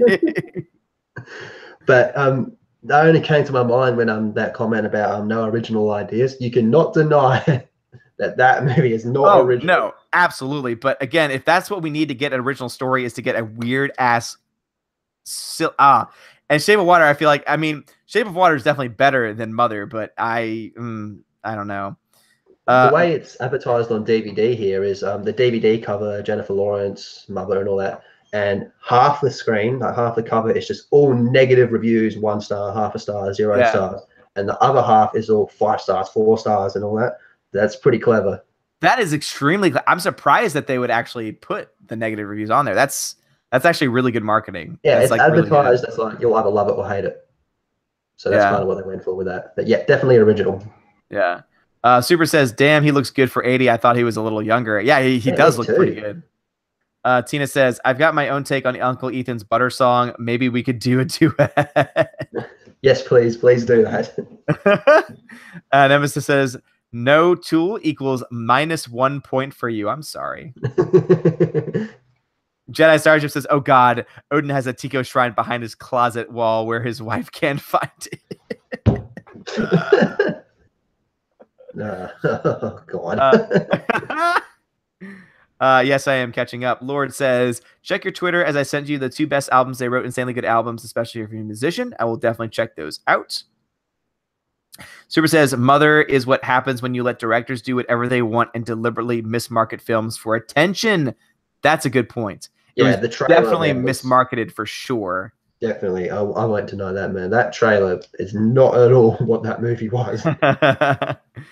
Stephanie says, "Say what? Eating a Ew." Yeah, a baby being torn apart. All right, and we're caught up.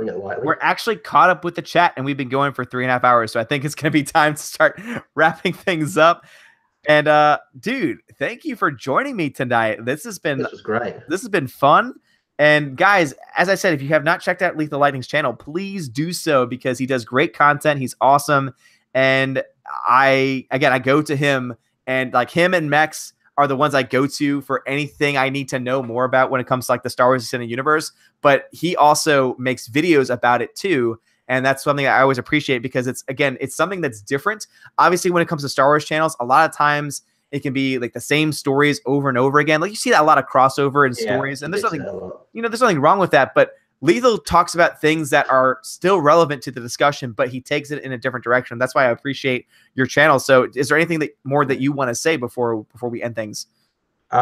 I'm going to be finishing Thrawn Alliances today, so I've got a few videos in the works for that, including a general review, and there's some things in that book that I really want to talk about, so I think they'll make good videos. At the moment, I'm at my grandparents' because I'm working in the area, and I'm just doing some stuff here to help out, but I will be back home within 48 hours, and I miss my PlayStation, so I'm going to stream a game. Nice. But yeah, thanks for everyone listening to me rant. And the DCEU is good. Again, I guess we'll agree to disagree there. But also, so for Tina, this is the specialized edition. Oh, Star Wars, the specialized edition. So unfortunately, I was not able to get it to the post office today, but this weekend it'll be in the mail. And so hopefully it will get to you sometime by the end of this week, since I don't know how fast it's going to get to you, but I will try and get it as fast to you as fast as possible. So that way you can enjoy it, you can watch it, and you can let me know what you think about the changes that they've done. Because again, this is the film as it was originally intended to be. And all right, Sebastian says, good night to us. Thanks for the fun evening. Thank you, Sebastian. DJ D, thank you for sending me those links. Donald Hudson says, good night, great chat, and good day. Thank you, Donald Hudson. Good stream, good stream. Good night to the beautiful Valkyries. Yes, please tip your Valkyries. They are amazing. 65 likes. Yeah. One more for Order 66. Yes, Order 66. Ending now, Hound. Yes, we're ending 3.5 hours, dude. Come on, like. Oh. I mean, I could push it to 4, but I think that's overkill. Yeah. Bitter says, "Have a good night. I need to go take a dump. I don't hope you. I hope you haven't been holding it for 3 hours, man." Let's see, Lost Soldier. Good night. Good night. Good night. I'll work on some thumbnail sketches for your channel art. Thank you, Lost Soldier. I appreciate that so much. I can't wait to see it. Lost Soldier says, it's fun seeing you, Lethal. Ah, thank you, Lost Soldier. Because Reasons is waving. Hello. Tina says, I can't wait to see it. Yes, I can't wait. I can't wait for you to see it and to tell me what you think about it. Let's see. New record for likes. No, the record for likes was the day after I was on Geeks and Gamers, because we were up to like 70 people at one point, and so we were like 75 or 80 likes by the end of it. So it was insane. When's your next video for his channel? This weekend. So I'm going to either Saturday or Sunday. I'm going to work. My plan is to do a final solo box office breakdown. And so that's going to be the next video I have planned for his channel. Does that mean the numbers are available? Because I remember watching one of your videos for a while, and that part where it showed that was so the last time I did an official video on the numbers, we were still not even close to having the final numbers. We're still not there, but it's only out at like 200 screens right now. And it made 80,000, I think, last weekend. So it's not making money anymore. So I'm confident it's at 388 million. So I think I'm just gonna round to like 390 as its end total, which I think is generous. And then I'll just break the numbers down from there. So well, that's being shown less and less. That'll probably make it easier for you. Yeah. Oh yeah. Absolutely. And also like my initial estimates were totally off. I was so generous to the film, and you were generous. I was generous in my original estimates, because originally I think I had it at $650 million, which was not good. And it was like barely making budget, and it made only 388 million. So it's yeah. So I was expecting it to do a little bit better, but it did not. It definitely subverted some expectations. Oh, how 3000 put it in there. He says, that's not true. That's impossible. No. Sebastian says, take a dump equals take a last Jedi. Yes. Meg says, congrats. What was I to subs before? Wait, what was that? What was my sub count before? 347? I think so. 347. 358. Yeah, bud. There we go. That's a jump and a half. There we go. Thank y'all guys so much for subscribing. Thank you. Let's see. Mex says, congrats on your honorary status on the low council. If this was Tuesday, it'd be a low council, but absolutely, like he was great tonight. I liked having him here. Lethal, I like how you say thanks for listening to me rant. All right, good night, everybody. Good night, says Nemesis. Mex says, this was a good live stream rage session. Hope you two do this again in the near future. Definitely gonna do it again. Yeah, Kane. Let's see. Everyone's saying good night. So many good nights. All right, guys. So it is good night. So, Lethal, do you want to sign us out for this evening? Yeah, sure. Thanks for having me first, Odin. Thanks for everyone that came out and listened to us. Yeah, this has been an absolute blast. I can't wait to do it again. This community is fantastic for a bunch of alt-right Nazis. But yeah, this has been an absolute blast. Can't wait to do it again. Awesome. All right, guys. Thank y'all so much for watching. Have a great night. And as always, God God bless. bless. Yes. See y'all next time.